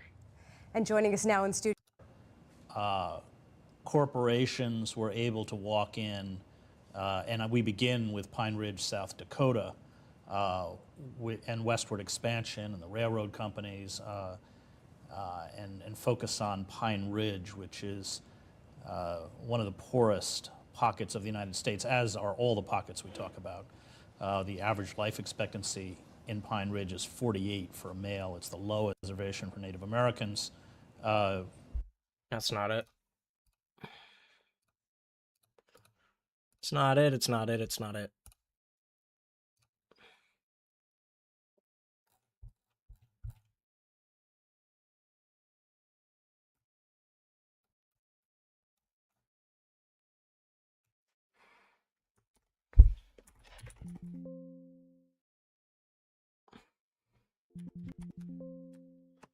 God damn.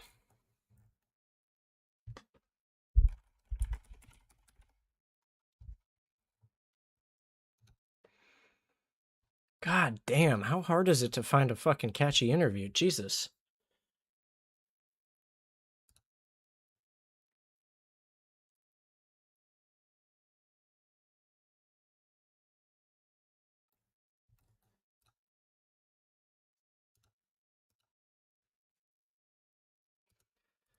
Well, essentially the quote goes like this. He says, we live in a country where healthcare companies find it legally permissible to hold sick children hostage while their parents go frantically bankrupt, trying to bury themselves in debt to save their children. So, anyways, back to our stupid fucking fraud investigation. Earlier this month, we apprehended 2 of those defendants extradited from Estonia. Separately, over the weekend, we conducted the foreign transfer to custody of a defendant who is allegedly connected to another $3.7 billion in intended loss. I want to thank our tireless federal, state, and local law enforcement agencies who work hard every day and participated in these whole-of-government operations. This is just the beginning. Fraudsters can no longer rip off American taxpayers.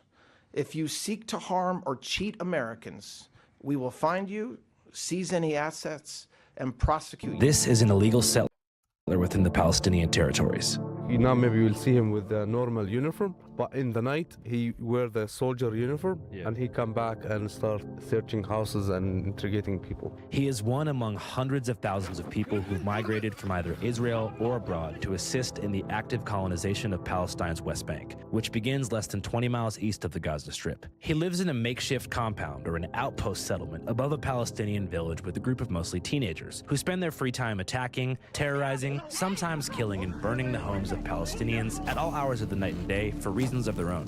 I don't give a shit. So a settler is a person who decided to move to Palestine from the United States or any other part of the world because they are privileged that they have a Jewish roots in their families. Isn't it technically in violation of the 1967 agreement for these settlements to exist? Yes, exactly. And today when you hear in the news about what they call it the two-state solution, it's just a bullshit. We must chart a course for a two-state solution. There can be a better future. France is pushing a three-pronged plan to make statehood a reality. يعني قد ما حكينا وبنطلب في هالعالم انها يعني تساعدنا، ما حدا مساعدنا على انه بس يردعوا عنا. اليوم الصبحيات دعسوا من الدواجن بطة، وقبل فترة دعسوا كلاب وغنم، وكانوا يجيبوا لنا فطايس من عندهم يفطسن ويرموا لنا اياها من باب الدور. Palestinian communities, brutal assaults caught on camera. Oh, come on, don't hit her! Drawing international criticism. Whenever you see videos of settlers attacking villages around here, where are these settlers coming from? Are they coming from nearby colonies, different countries, from inside the state of Israel itself? You know, most of these settlers are actually coming from abroad.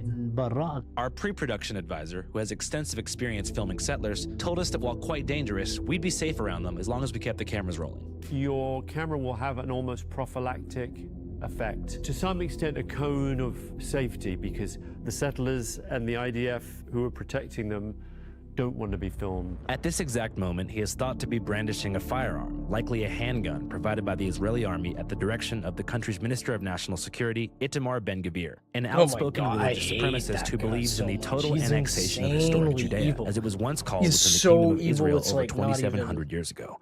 Welcome to Israel. I We are the hate landlords. looking at them. They came with much pride, as big heroes. Look at how they look now. Not heroes and not anything. Terror supporters. Itamar Ben-Gvir taunts activists who'd been detained from a Gaza aid flotilla. Well, what happened was post-October 7th, Ben-Gvir authorized the release of larger numbers of high-caliber firearms, so virtually all the adults in the West Bank would have qualified for a kind of machine gun. So they were just awash with these guns, and you know, thinly supervised at best. طبعا هذا العمل العادي يعني احنا هذا بنهتمش فيه كثير جدا هذا لانه روتين عادي. The villagers say they're doing their best to ignore the kid because taking the bait in any way could be a fatal mistake. The settler, they say, is on an intimidation run, hoping to provoke a reaction of some kind, after which he'll call on the army and have people arrested. In a few minutes, maybe he will go there and he will call the army, the IOF. Yeah. And he will tell them, he will just lie, like people are attacking me and there is also visitors also try to attacking me, so to make it more complicated for the people here. هو الحين حزمق وزعل عشان احنا ما سوينا اشي. مو قتلوا كل شيء، اي اشي بيشوفوه بيعتقلوه، وحشية ولا زيها في العالم. اي اشي بيلقوه بياخذوه. Villagers say that the Israeli soldiers who arrive shortly after to make baseless arrests are typically just outpost settlers themselves in different outfits, which may seem a bit strange unless you get what this whole routine is about. It's about clearing the area by any means necessary. And as for the settlers, they've been given a broader license to kill than Klansmen who enacted racial terror in the American South after the Civil War, with 95% of police investigations immediately dismissed and not a single jail sentence ever handed down to an Israeli settler involved in the murder of a Palestinian. He can do whatever he wants. He can raid this motorbike or whatever. He can have sheep. He can build wherever he wants. He can do whatever he wants. And all of this, and I mean all of this, is funded by U.S. tax dollars. I think it's allowed us to do enormous things. That really is a great honor. But on a brighter note, welcome to our Palestine series. You're watching Channel 5.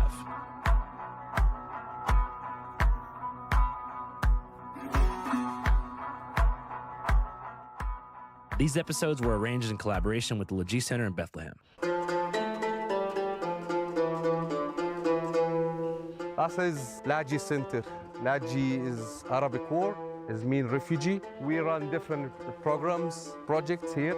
the circus school, which is at the moment there is a training for the circus school. Also here we have also boxing classes, training, it happened here.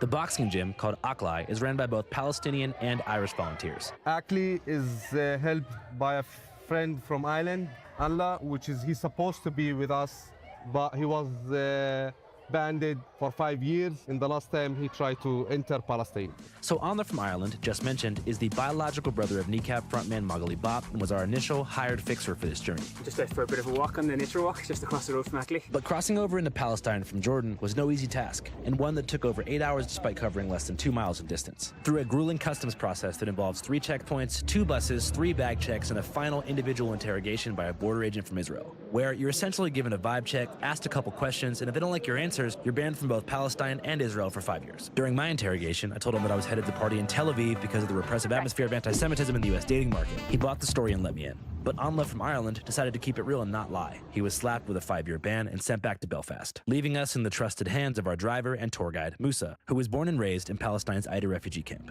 Hello, welcome to Aida refugee camp. Today is about 5,000 people live in this camp. Half of this number are young people and children. Aida refugee camp is the same story of all the Palestinian refugees camp. Was established in 1950 after the catastrophe in 1948.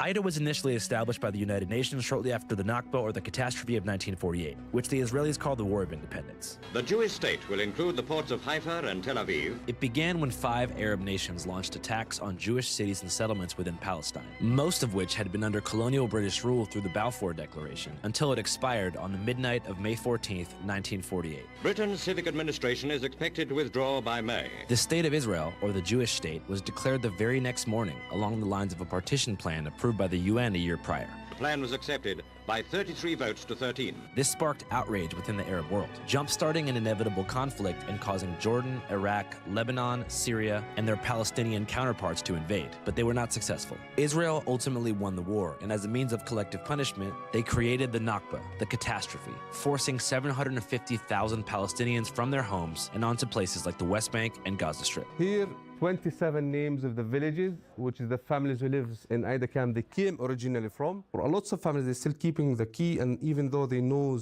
all their houses destroyed it in 1948, but it still gives them a hope that one day they will back again to their homes. Do you know which village in particular on the occupation side your family first came from? Yeah. Beit Jibrin. Beit Jibrin was just one of around 400 villages depopulated during the Nakba. Today, it is a totally renamed kibbutz. Welcome to Beit Jibrin, which is the Israeli version of a socialist commune, completely inaccessible to any Palestinian. I always heard about it from my grandparents. In my childhood, they used to tell us lots of stories about how was life, how many lands they owned there. That's a graffiti, tell the history of the Palestinians, how they were living before 1948, before the catastrophe, as a farmers. And then when the catastrophe happened, they moved them to the refugees camp and they built the apartheid wall surrounding the camp. The massive wall surrounding the camp was built in 2004 in the midst of a bloody conflict called the Second Intifada. The conflict took upwards of 5,000 lives. The Israelis say the Palestinians started it by targeting police and protests that turned violent, whereas the Palestinians generally place blame on the collapse of peace talks at the Camp David summit in 2000, as well as a provocative visit by Israeli politician Ariel Sharon to the Al-Aqsa Mosque in Jerusalem, the third holiest site in Islam, which happens to also be built on a plot of land called the Temple Mount, which is the #1 holiest site in the Jewish faith. Total nightmare. After they finished the wall, they built more than 7 military watchtowers. In this road here, we have lost 3 children from these watchtowers. Muhammad, he was in his home here in this building. 10th of November 23, he was killed from the watchtower front of us by a sniper. He shot him a live bullet in his chest. He did nothing. He was bleeding for 10 minutes. Then the father decided to take him inside the car and take him to the hospital. When he drove down, another group of soldiers stopped the car. They took the body outside of the car and they arrested the father. They didn't give any first aid even to his child. After that, they took him to the military base. The Israeli commander called his father and he told him, come pick your son. And he doesn't know what's his situation. When they gave him his son, even they didn't come with the ambulance, they came with a normal truck and he was in a plastic bag and they throw him in the ground and the soldier left.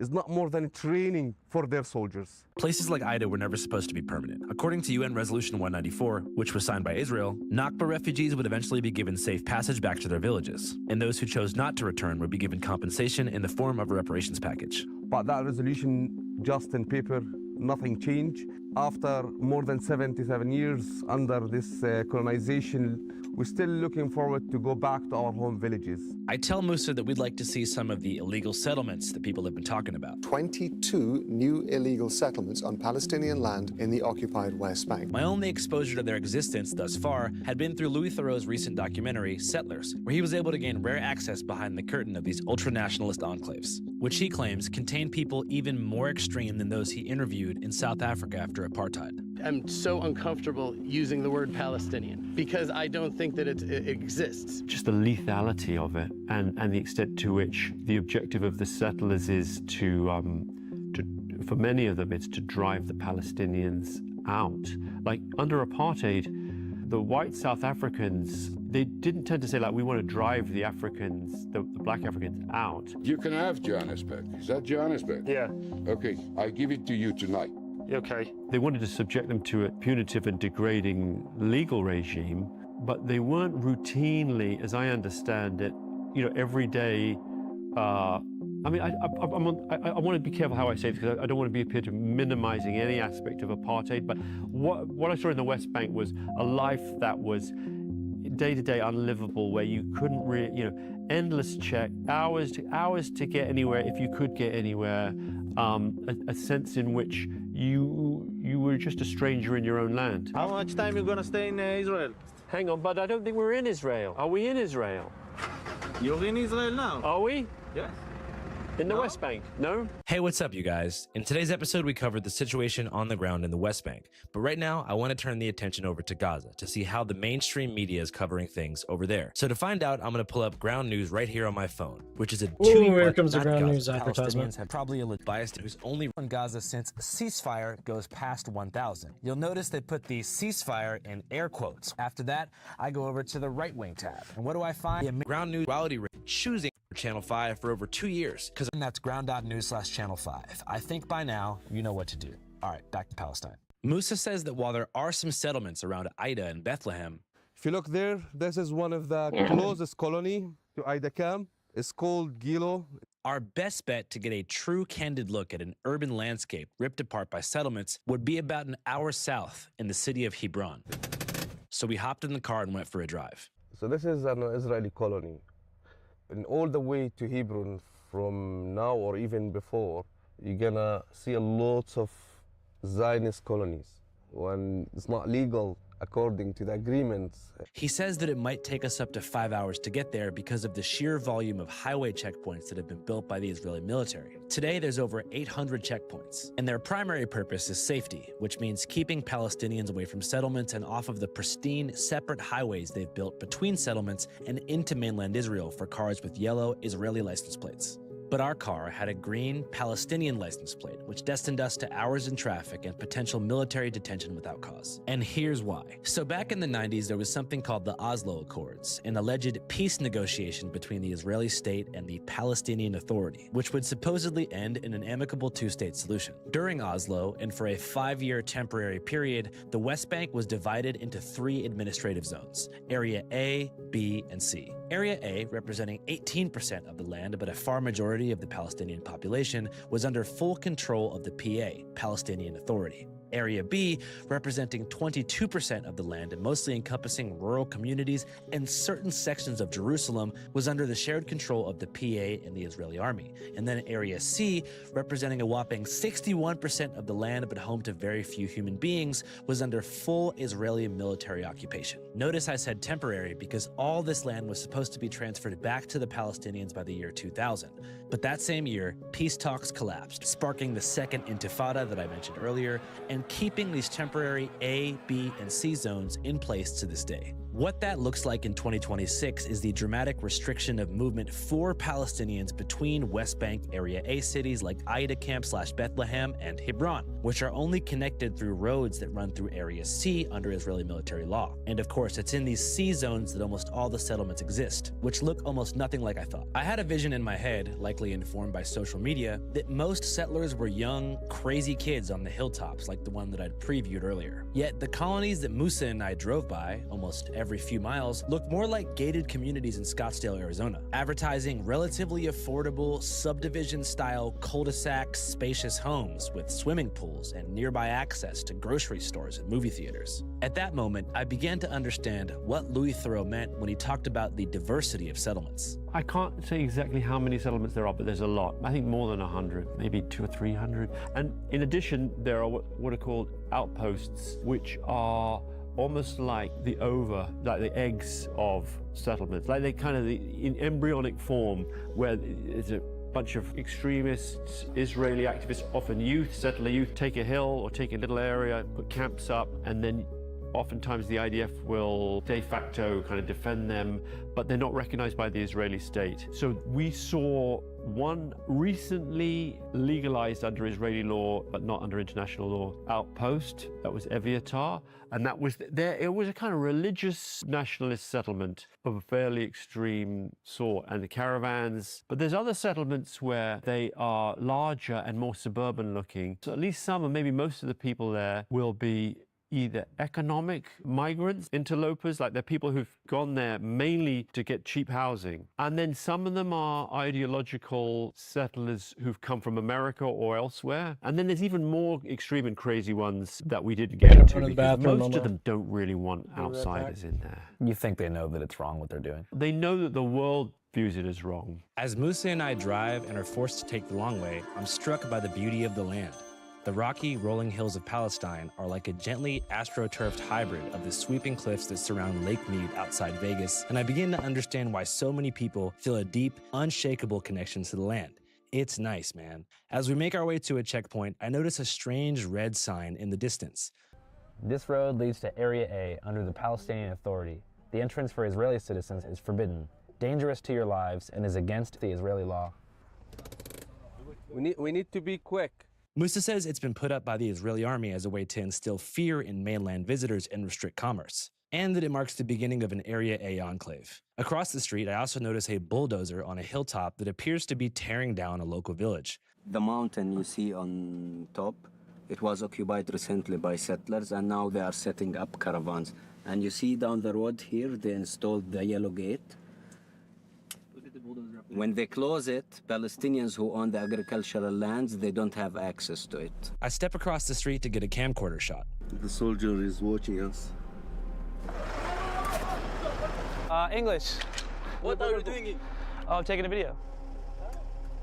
Fuck. For the crime of taking a camcorder shot of an illegal settlement while in the company of Palestinians within Palestine, I was placed under Israeli detention by two teenagers from New Jersey. They couldn't explain the crime, but seemed more than happy to give out the time. If you'd like to see and hear about the next phase of our journey, where I explain the interrogation process, visit the Al Ibrahim Mosque on both sides, and witness the invasion of central Hebron by a group of settlers, head to our Patreon at www.patreon.com/channel5, where you can also see our complete sit-down interview with documentarian Louis Theroux. As many of you guys know, Channel 5 is a completely independent, probably 10-person organization that is almost always being sued by at least one rich and powerful person. We make some money from ad reads and some money from merch sales, but the far majority of our working income comes from our Patreon subscriber base. A sizable army of real ones, all of whom pay $5 a month to support the mission and gain access to an exclusive catalog of new, uncensored, early, and epic content. So if you want to see some cool stuff and also support us while doing it, I'm going to put the link in the description box and pinned comment of this video. Again, that's patreon.com/channel5. Hope you guys have a great day. Channel 5 live worldwide, Hollywood and Vine. Fuck the authority, Channel 5 News. Channel 55. We don't fuck with custers, and 5 is the best number.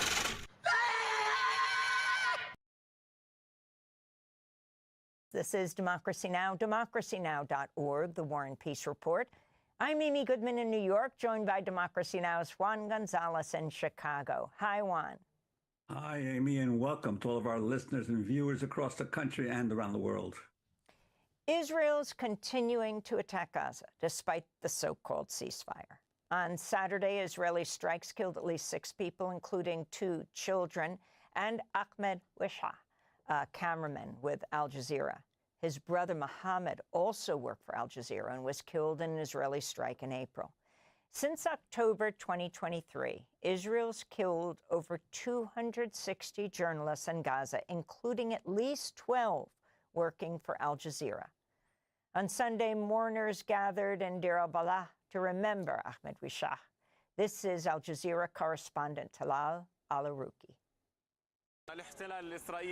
The Israeli occupation deliberately assassinates journalists, largely indirectly, during its war of extermination, in a clear attempt to suppress images, prevent the dissemination of the message, and to conceal the massacres and atrocities committed against the Palestinian people here in the Gaza Strip. For more, we're joined here in studio in New York by Sharif Abdel-Quddus, the award-winning journalist and Middle East North Africa editor at Dropsite News, also a frequent correspondent for the investigative documentary series Fault Lines on Al Jazeera English. Sharif, welcome back to Democracy Now! The horror. Talk about the journalists killed, and particularly about Ahmed, the latest Al Jazeera cameraman to be killed. Right. Ahmed Wishah was killed in an Israeli airstrike on a home in the Burej refugee camp in central Gaza. He was just 25 years old. He was the youngest of 3 brothers, and he was a cameraman for Al Jazeera Mubashir. And he worked most closely with his older brother, Mohammed Wishah, who was a correspondent for Al Jazeera Mubashir. Ahmed would film the footage, he would set up the live shots for Mohammed, and the 2 were as close as brothers can be. And Ahmed was killed on Saturday as he was still mourning the death of his brother, of Mohammed, who was assassinated by Israel in an airstrike on his car west of Gaza City in April. The Israeli military openly bragged about killing Mohammed at the time, claiming, as they always do without evidence, that he was a Hamas militant. They did the same actually with Ahmed. The Israeli military confirmed to AFP that they killed him, and they said that he was, quote, a Hamas terrorist. After Mohammed's death, it was Ahmed who was taking care of his late brother's children. He was taking on additional responsibilities within their family, and now he's been killed as well. And this latest loss among the journalistic community in Gaza is very difficult to bear. You know, as soon as he was killed, I contacted Abdul Qadir Sabbah, who's the main journalist I work with at Dropsite News in Gaza. I expressed my condolences, and I asked him, you know, do you have any footage of the aftermath of the airstrike? Do you have any interviews with the family so we can report on it? And he lives in Gaza City. He contacted colleagues in central Gaza to see if any of them could report.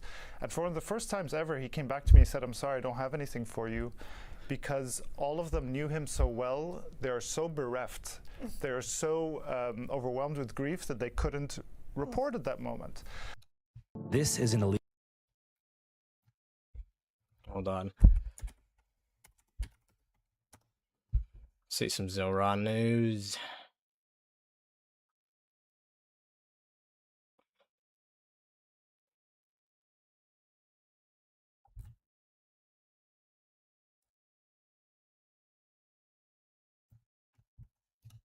We are right now 132 days away from the first midterms of Donald Trump's second term. We're following results in these key primary races across 4 states, not just one, that are going to shape the state of the opposition party, the Democrats, in their first nationwide challenge to President Trump's power in November.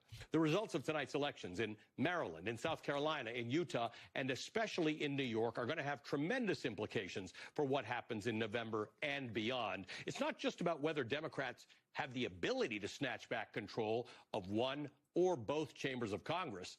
It's a referendum on the first 2 years of the president's term, a first chance for real accountability. If you want to know how high the stakes are, just ask Donald Trump. This is what he told Republicans it would mean for him if Republicans lose control of Capitol Hill. You got to win the midterms, because if we don't win the midterms, it's just going to be, I mean, they'll find a reason to impeach me. I'll get impeached. I'll get impeached. In the 18 months since Donald Trump took the reins of the federal government, he's taken this country for a ride it didn't sign up for. He's launched a war that he said he would not launch. His policies have raised the cost of living instead of lowering it, and he's weaponized a justice system that he claims was weaponized against him. As Trump fully admitted in that clip you just heard, he fears accountability. And that is precisely what this year's elections are all about. An opportunity for the American people to reclaim some amount of power to restrain Donald Trump's anti-democratic ambitions. Every single primary race between now and November will give us a better sense of how that's going to play out, which brings us back to New York. The state of New York has 26 districts, almost none of which will change hands in November, except perhaps for one. New York's 17th congressional district, which offers Democrats one of the... I'm trying to tamp down the noise and get to the actual news here for our audience. Is the fact that the president is not suggesting a veto here only means that we've canceled a ceremony and that voters and investors can count on this bill becoming law within the next 10 days? Yeah, I think this bill is going to become law. I think there are major wins in here for the American people. Housing is one of the biggest issues that we can tackle as a country when it comes to the issue of affordability. Most this guy's so full of wealth shit. is invested in their home. The average age of a first-time homebuyer is 40 years old. We are 8 million units underbuilt nationwide. And obviously, during the Biden administration, we saw the 30-year fixed interest mortgage rate reach 30-year record highs. So, we are working to address housing in a bipartisan way. I mean, overwhelming bipartisan majorities in both the House and the Senate. Obviously, the president and the Senate Republican conference have some issues they need to work through. But from my vantage point, this bill needs to be signed, needs to become law, and I'm confident it will. So is the order of priority here out of line for the president, Congressman? If you say this needs to be addressed, this affordability concern for voters, does election voter ID legislation not deserve to rank so highly? Well, look, Congress deals with a multitude of issues on any given week. I mean, we vote on dozens of bills. So obviously the president has... But the president is suggesting that there is an order of priority here. Let me finish. Okay, let me finish. The president has a priority that he has put on the table with the Senate for months. The Senate rules have obviously impeded the ability to pass that.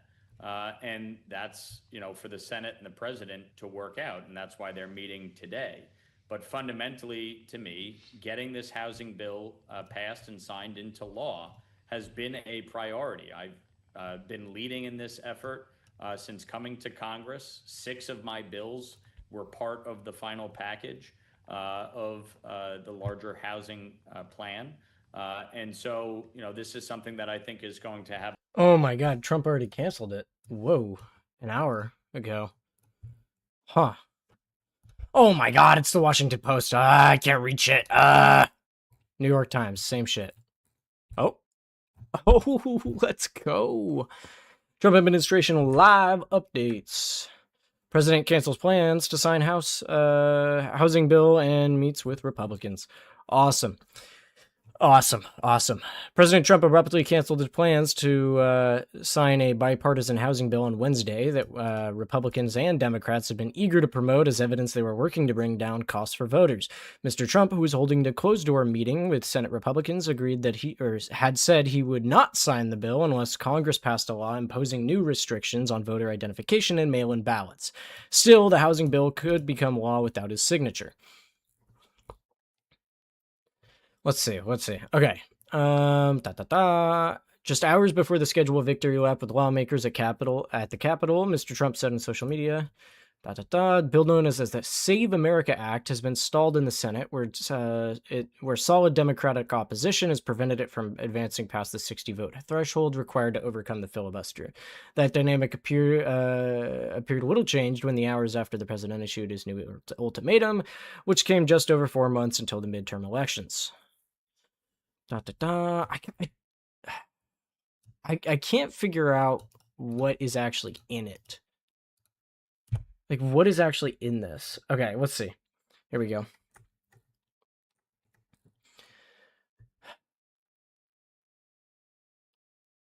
Oh, this is the registering to vote thing. Okay. I do want to check that out later, but for now, bipartisan housing bill.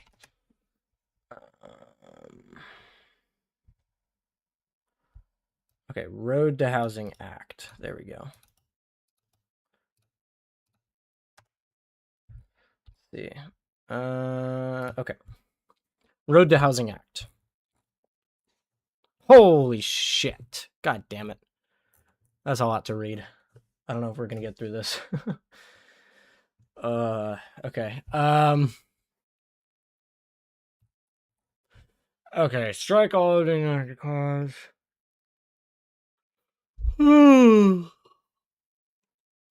Financial literacy programs, guidelines for point access block buildings, exemption of construction for or modifications of residential housing located in infill site, database of publicly owned land, temperature censored pilot program, housing supply frameworks. That might be interesting. Oh.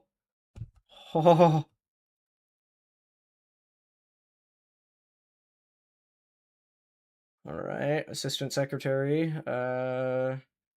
Local zoning framework means the local zoning codes and ordinances, procedures, and policies governing zoning and land use at a local level. So just defining terms here. Is that it?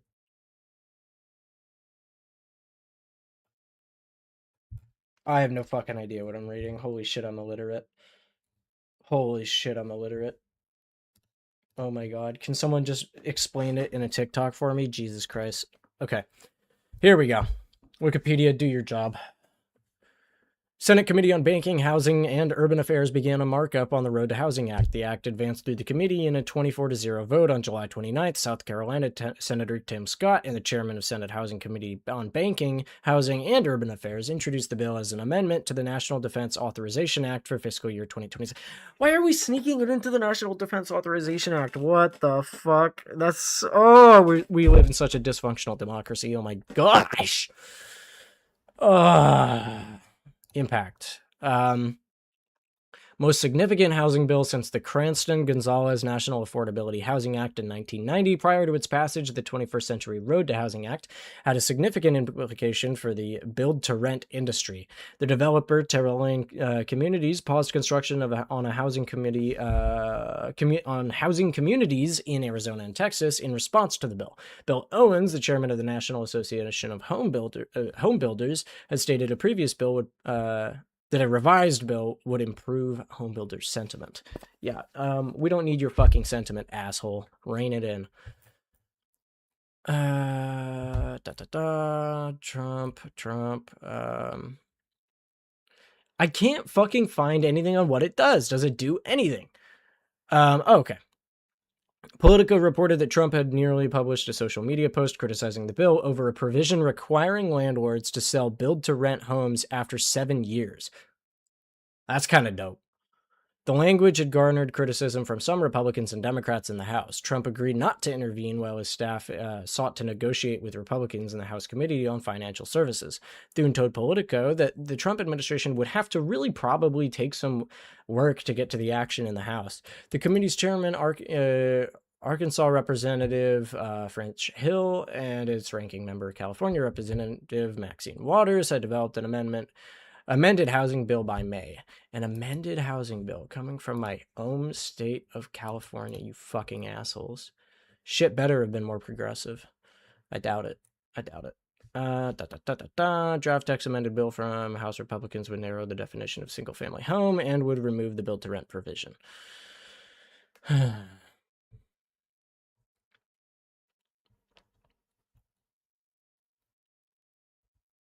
Yeah. It seems to me like it's just going to be like opening it up a little bit, but not threaten. I doubt it's going to threaten the housing industry at all, which is a shame. Landlords need to fucking blow it out their ass and get a real job. But that'll never happen in this fucking country. So So be it. Lawmakers at the Capitol Hill. Trump said he would not sign the bill. That bill, known as the Save American Act, is stalled in the Senate. The demand, nonetheless, generated fierce blowback from congressional Democrats and puzzlement from a handful of Republicans on a day when Mr. Trump joined GOP senators in a private lunch. It angered those who had worked most closely on the housing package, the byproduct of more than a year of fierce debate and compromise after decades of inaction on one of the most pressing financial issues facing families. It is the most pressing issue facing, you know what I'm saying. By Wednesday afternoon, much remained uncertain about the Trump president's exact plan. Oh my God, I need to lock in. By Wednesday afternoon, much remained uncertain about the president's exact plans for the housing package. Mr. Trump did not say if he intended to cancel only the signing ceremony or if he would take the added step of vetoing a bill his aides had previously said he would enact. Yeah, he's gonna veto that shit, dog. Oh, he's gonna veto that shit. My initial response was skepticism. Now I've realized this is a good thing, and now I've also realized it's not going to happen. Because it's a good thing. Good things never happen in this government. What a sad state of affairs our country is, man. Holy shit. God, dude, my rotator cuff is killing me. Oh, Christ. Okay. Have a profoundly positive impact on the economy as we move forward, bringing down cost, increasing supply, cutting barriers to construction, increasing access to capital, preventing, large institutional investors from gobbling up single-family residential housing supply. So there are a lot of positive wins here that I think will ultimately impact the economy in a very positive way. The day-to-day bubble of Washington that we get caught up in, or is going to the president on that issue, obviously. On the in a time of this going to Congress. Quite a night in New York with the primaries, Congressman. We've got two more socialists going to Congress. Mayor Mamdani made 3 endorsements. All 3 of them won. And I'm wondering if you're looking at this as a Manhattan project, if you will, or a national trend. Look, I think if you go back to Bernie Sanders' campaign in 2016 through today, the Democratic Party has shifted towards Bernie Sanders. And the issues that he ran on are very much the mainstream platform of the Democratic Party today. And when you look at Zohran Mamdani's election last November, and subsequently these primary elections, not just in New York, but in Maine, in California, what's happening in Michigan, in New Jersey, Democratic socialists are winning. They are capturing the base of the party and the momentum. And it very much is clear that Hakeem Jeffries has no ability to control the conference or the party. Neither does Chuck Schumer, for that matter. And that Zohran Mamdani, along with AOC and Bernie Sanders, very much are in control, not just of the message, but in terms of the electorate of the Democratic Party. And so I think this is a much bigger issue not than to the extent that Democrats, he's not to the extent that he's making you believe. I think that there's obviously like popular support for these candidates, but at the end of the day, the DNC still has a stranglehold on the party, and it's being threatened, but it's not being fully replaced. Hopefully, the primaries will come out in other states and just completely swing, but we'll see. We will see. Led on. I think most of them are petrified of losing these primaries. At the end of the day, the most important thing is moving Republicans out of office. But if we can move them out of office into the hands of progressive Democrats and the Zohrans and the AOCs and the Bernies and the et cetera, and away from the Hakeem Jeffries and the Kamalas and the Clintons and all of those types, that's better. I mean, we're going to see if it pans out that way. I think that it's going to be better than the year before, and better than the year before that, and better than the year before that, all the way back until you get, the socialists of the 50s and the 20s and actual liberals. But Jeffries effectively cut a deal with Mamdani to avoid a primary of his own yesterday, but pretty much threw everybody else under the bus as sacrificial lambs. And, you know, I think it is extremely destructive. And every Democrat running in a competitive district, including in mine, is going to have to answer for it, because you can't just say, oh, that's not me. If you win, you're empowering these crazy people. And that's a big problem. Well, is it really fair to put your opponent, who you now know will be Kate Conley, in the same bucket as people who are self-proclaimed democratic socialists, the likes of AOC and Bernie Sanders? This is a more moderate individual, is it not? Why not? You guys have spent 10 years putting Republicans in every bucket with the president. Oh my God. They have to answer for the positions of their party. And the fact is, if they win and they get control of the majority, these people are going to be driving the policy agenda. And so, yes, they do have to answer for it. And yes, they do have to say where they stand on it. And yes, they do have to say whether or not they agree with Zohran Mamdani and whether or not they agree with these socialist candidates being at the forefront of policy in Washington and in Albany. It wasn't just the 3 congressional seats yesterday. You had numerous incumbent state legislators taken out by socialist Democrats running to be in the state Senate and in the state Assembly. And no, my opponent is not a moderate. The fact is, she has said at no point any issue in which she would buck her party or work across the aisle or work with the president, frankly. I have a record of bipartisan accomplishment. I have a record of being effective in actually delivering bipartisan results, agreeing with the president at times, and also pushing back on the president. You don't just get to claim the mantle of moderation in comparison to the avowed socialists when, in fact, you have the same exact policy positions. Kate Conley wants to abolish ICE.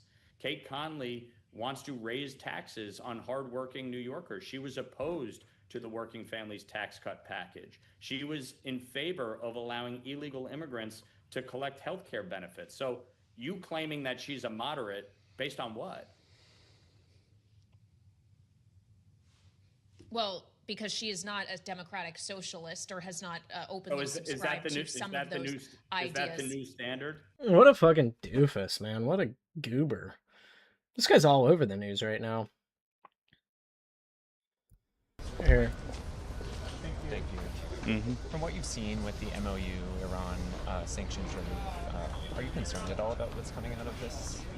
Well, look, I've been at the forefront of enacting the sanctions. I passed the SHIP Act and the Iran-China Energy Sanctions Act last Congress, have legislation this Congress focused on crippling their illicit oil trade with China.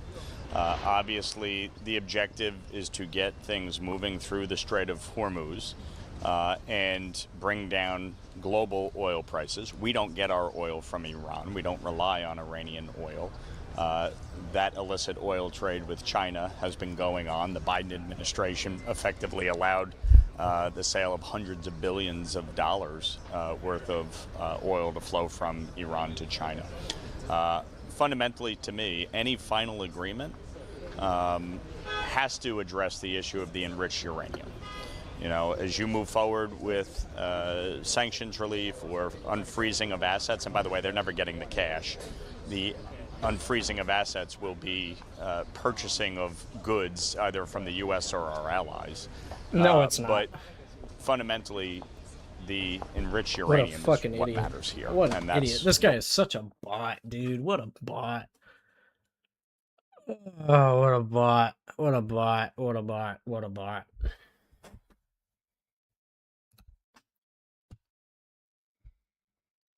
All right. Mamdani sweeps, Hannity weeps. The mayor, Mamdani, does get a sweep of the 3 races. Okay, that's someone else's video. We're not doing that. Welcome back, everyone. Energy prices around the world have been skyrocketing ever since the start of the war in Iran, but at least one country is weathering the storm better than others. In China, a years-long investment in renewable energy is beginning to pay off. In tonight's Prime Focus, ABC's Britt Clennett travels to rural China to show us the massive solar farms that are changing the face of energy consumption in that country. This is China's northwestern Gansu province. For centuries, a harsh, unforgiving sun scorched this ancient Silk Road corridor into an inhospitable land of temples, trekkers and giant sand dunes. Once a punishing burden, today those blinding rays fuel rows of solar panels stretching to the horizon, a shimmering sea of glass and steel that is fast becoming one of Beijing's most powerful buffers against global energy shocks. China is really making the most of this arid landscape. These solar panels, they stretch out for miles. You can see why this is known as China's green power bank. And right now, it is paying dividends. As conflict in Iran rattles global oil markets and sends energy prices surging, China's big bet on green tech is paying off. So I've got to put on my protective helmet now because we're going to a little bit closer towards the tower, to the observation deck. This is China's first major solar thermal plant, just outside of the desert oasis town of Dunhuang. So proud of their milestone, it is now open to tourists. You can see why part of the reason China has been able to offset the shock from the Iran war, from the Strait of Hormuz being closed, is because of its commitment to renewables like this. A gigantic thermal power plant rising out of the desert. These massive structures use mirrors to concentrate sunlight onto central towers, producing heat that can be stored and converted into electricity around the clock. Incredible. You can see the streams of light there. They are beaming onto that tower, which, as you can see, a circle halo on the top. So 这里有多少镜子？12000面。Okay. 12000面。So 12,000 mirrors, she's saying, are all around us. I can hear them move, and you can see it slightly move. These are huge mirrored panels, and they move depending on the direction of the sunlight. They track that sunlight, they redirect it at that panel over there, which heats up the molten salt and generates extreme temperatures and power. The tour guide tells us the plant can generate enough electricity in 1 hour for an average family's usage for 42 years. Wow, that's insane. So I did not realize. Dude, this is following in Vegas. That's insane. Together with wind farms Helios and traditional 1. solar arrays, they form one of the largest renewable energy clusters on the planet. Most crucially, because China recently upgraded its entire power grid. Energy produced out here in the far west hinterlands can serve China's power-hungry cities on the coast. And the timing is critical. With instability in the Middle East threatening oil supplies, countries heavily reliant on imports are scrambling. But China, the world's largest energy consumer, has spent the past decade aggressively diversifying and now also the largest producer of renewable energy, according to the International Energy Agency. The ramp up really picked up in the last 5 years. That made wind and solar combined as a mix of energy supply to increase really quickly for the last 5 years and now become quite meaningful. That shift accelerated after the global energy crisis in 2022, when Beijing doubled down on renewables in a bid to protect its energy security. Almost 50% of China's oil import comes from the Middle East, including Iran. So what's happened since late February has obviously caused some disruption on energy supply for China. But the good thing is because how quickly renewables have stepped up as a mix of energy supply throughout the years, and which because how cheaply and competitively that solar and wind, including, has come in as an energy cost, that has allowed China to keep energy prices, particularly on electricity prices, relatively low. More than half of China's new power capacity now comes from renewable sources. And here in Gansu, that transformation is visible everywhere. As we're driving along here in Gansu province, we're seeing more of these towers. They kind of pop up like suns in the desert. I can see one there shining extremely brightly, and then next to it is one which is now under construction. The scale dwarfs many projects elsewhere. In the United States, businesses are still investing billions in large-scale renewable energy projects, but at least 38 new solar, wind and battery power plants were cancelled in the first part of 2026 in the face of opposition to renewables from the Trump administration, according to the nonpartisan organisation E2. We are such a backwards shithole. To think that we might have been ahead on this if the Green New Deal passed, oh my God, dude, we live in a third world country. In contrast, China's state-backed renewable push continues to expand at speed. That first solar plant we visited just came online in 2018, and now there are 18 across the country and more than a dozen more under construction. This region also tells a story of transition.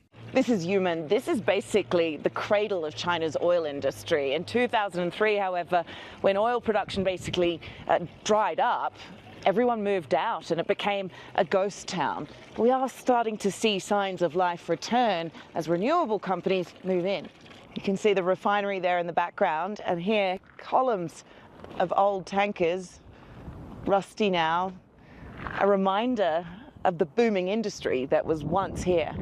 While China is not immune to global price shocks, its massive domestic renewable base, combined with coal reserves, is helping stabilize supply and limit economic fallout. But coal still dominates much of China's energy mix, contributing to the country being the largest emitter of greenhouse gases in the world, according to the research group Climate Trace. Still, in a moment of global uncertainty, this landscape tells a larger story. A strategic bet on renewables, once driven by pollution concerns and long-term planning, is now proving to be a geopolitical advantage. Wow, that's incredible. Jesus. This is democracy. Every time I learn more about China, I'm like swept away by their environmental policies. It's insane.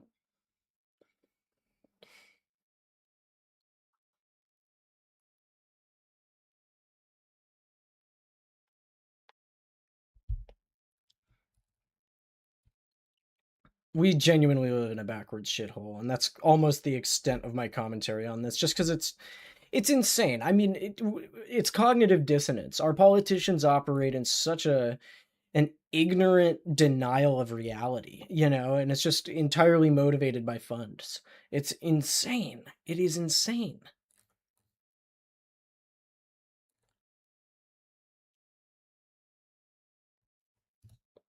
Is unclarity over the Strait of Hormuz pushing the world toward economic collapse? Washington says oil is flowing and markets are quickly recovering, but others say this is only the beginning of a once-in-a-lifetime energy crisis, driving us all toward despair. I'll be asking 3 economists just how bad it could get. I'm Andrea Sankian. Today's newsmaker is the global economy.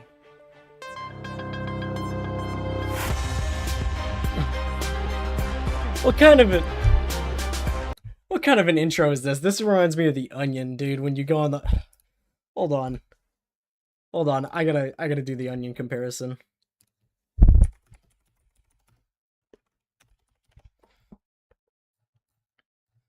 They used to have these insane introductions to their news coverage. This is the Onion News Network. Not watching is an act of... Where is it?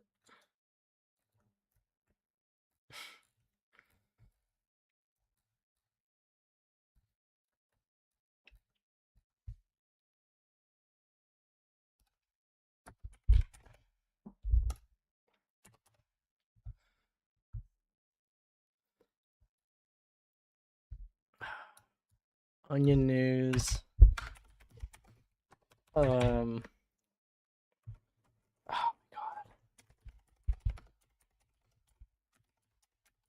There's like one in particular. Oh, here it is. I fucking love this so much. A lot of networks report the news as it happens, but only one has the power to report the news before it happens. Through our state-of-the-art wormhole satellite, the Onion News Network Future Channel brings you exclusive news transmissions from the year 2137. Because to stay ahead in today's world, you need to know what's going to happen in tomorrow's.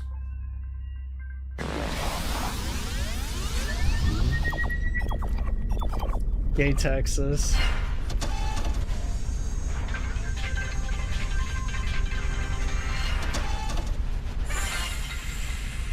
Well, here it goes again.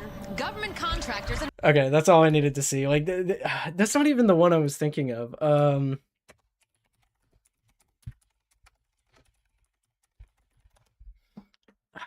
When is it?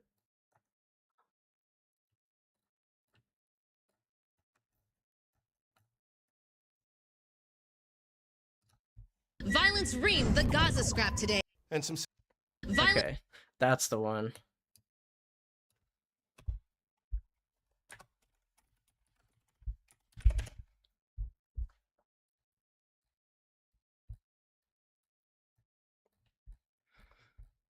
Ah, shit, maybe I won't be able to find it.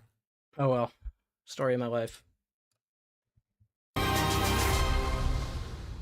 Upon signing some kind of deal with Iran last week, President Trump said, "Ships of the world, start your engines, let the oil flow." The markets rallied in response, but just hours later, Iran announced the Strait of Hormuz was still closed. At best, ships are starting to trickle through. It marks welcome progress after 4 months in which the entire planet felt the ramifications of the Strait's chokehold on global energy and production supplies.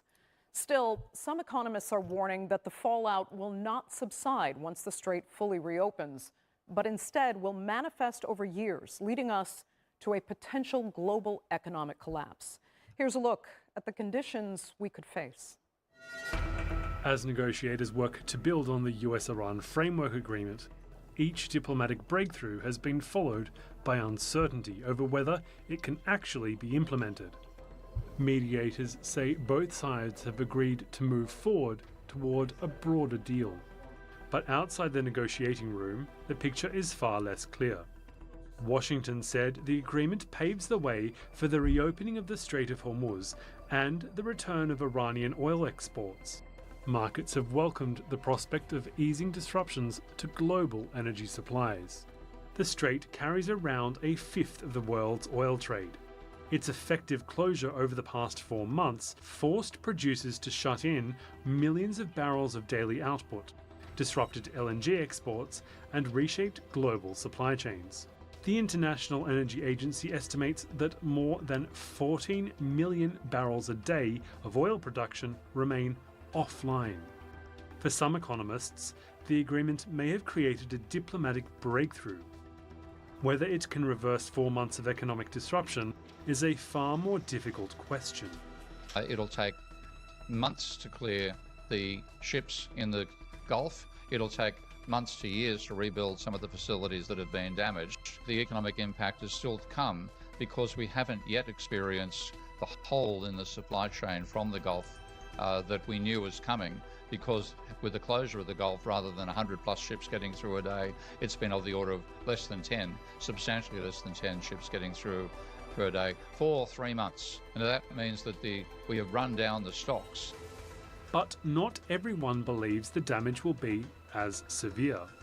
Some argue markets are looking beyond today's disruption and focusing instead on how quickly production could return once the agreement begins to take effect. Across the GCC, the Arab Gulf states, there's quite some damage, but not considerable. I think there is, in some places, we will see a V-shaped recovery where more or less the taps will open again.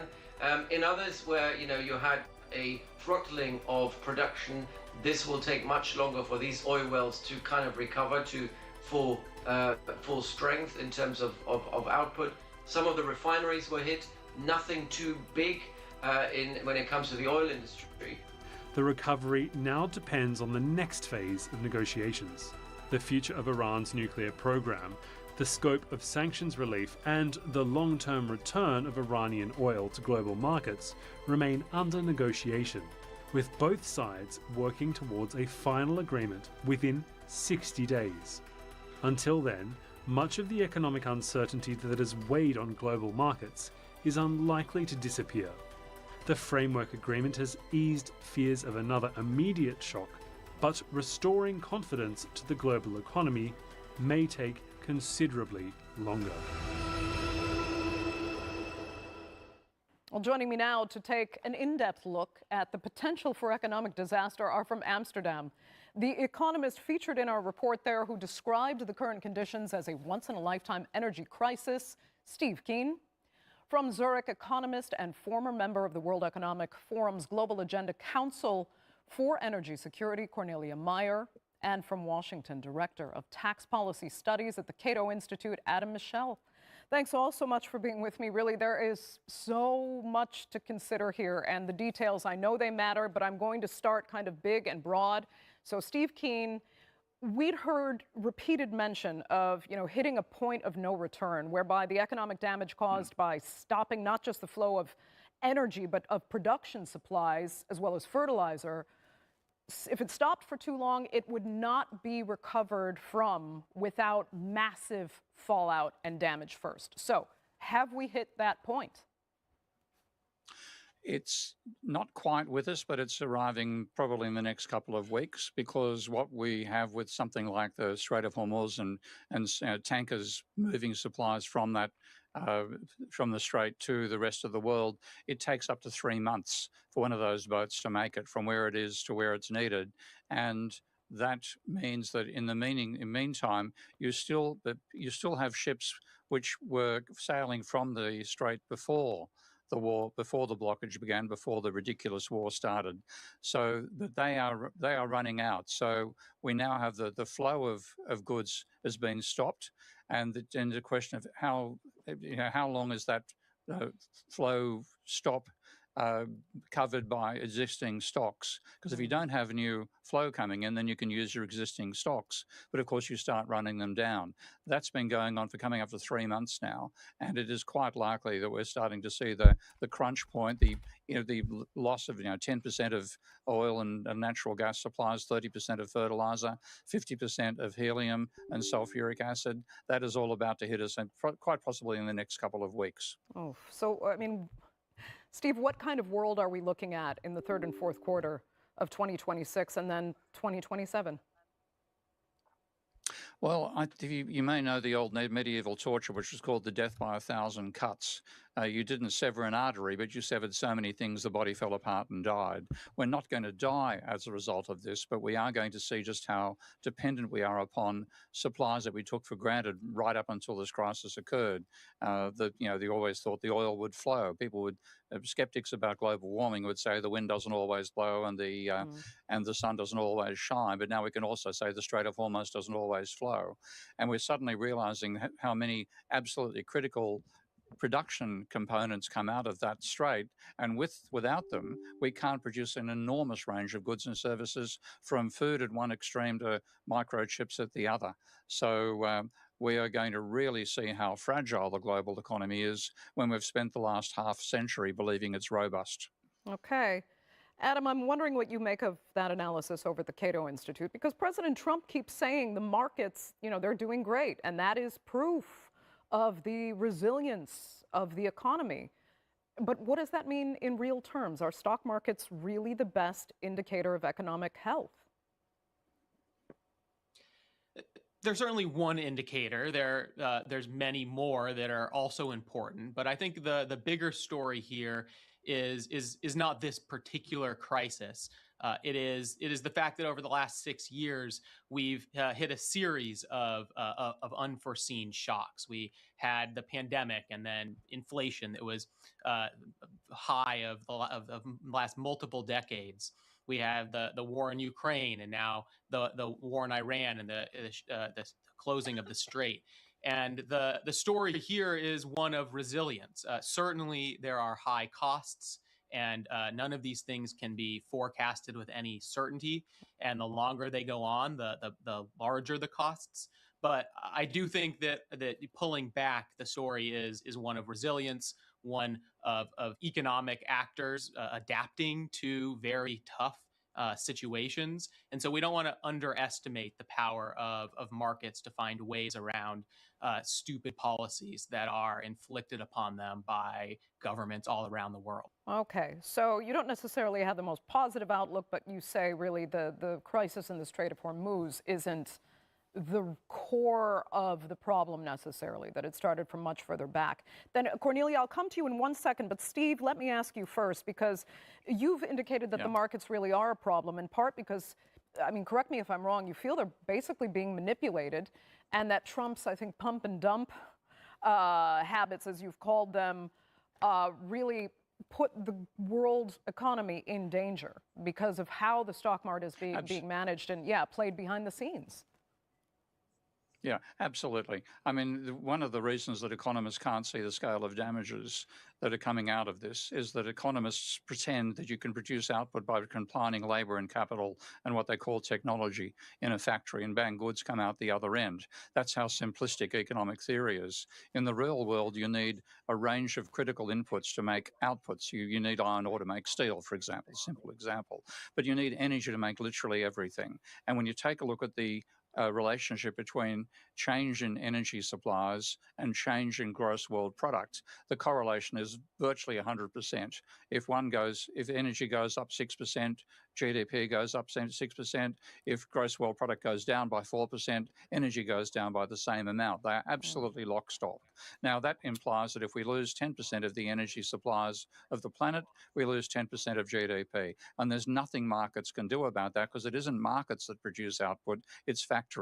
And if factories don't have those inputs, especially the most critical one of energy, they can't produce the output in the same scale, and that means whatever the prices get to, you're going to have to wear a 10% fall in the level of physical goods being produced. We won't necessarily have that larger scale of fall. There is a bit of adaptability, but nowhere near as much of economists have fooled themselves into believing actually happens. Okay.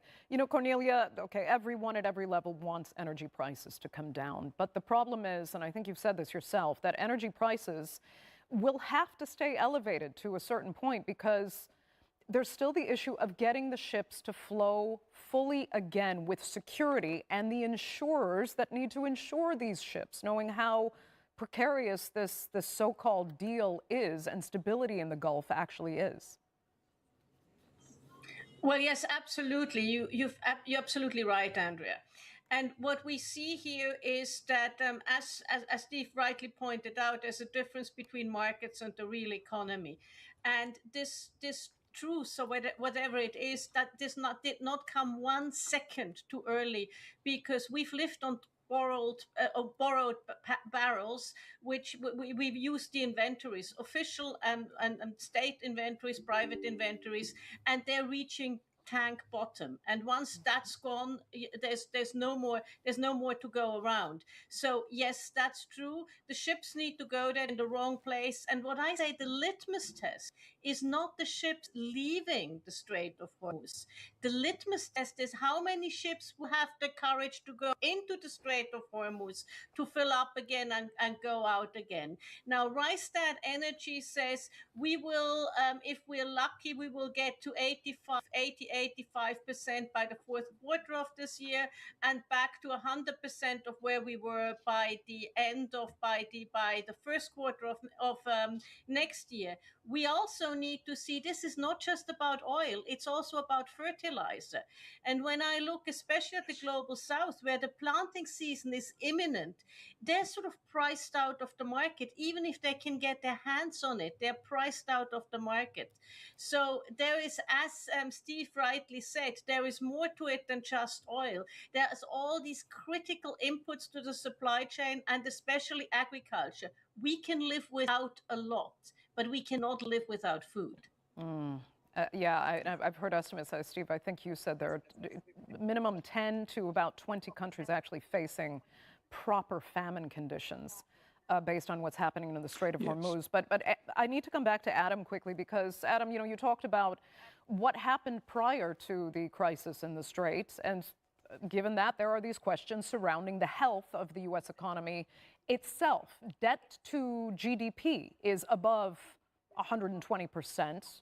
U.S. Treasury bonds have lost a lot of their appeal to many, so that should, I'm not an economist, but should that not push interest rates? I think it's time for me to log off and get some lunch. I got work coming up too, so I'll probably crack a nap. If I have the one viewer that it says I have, please tune in. Tomorrow I'll be on.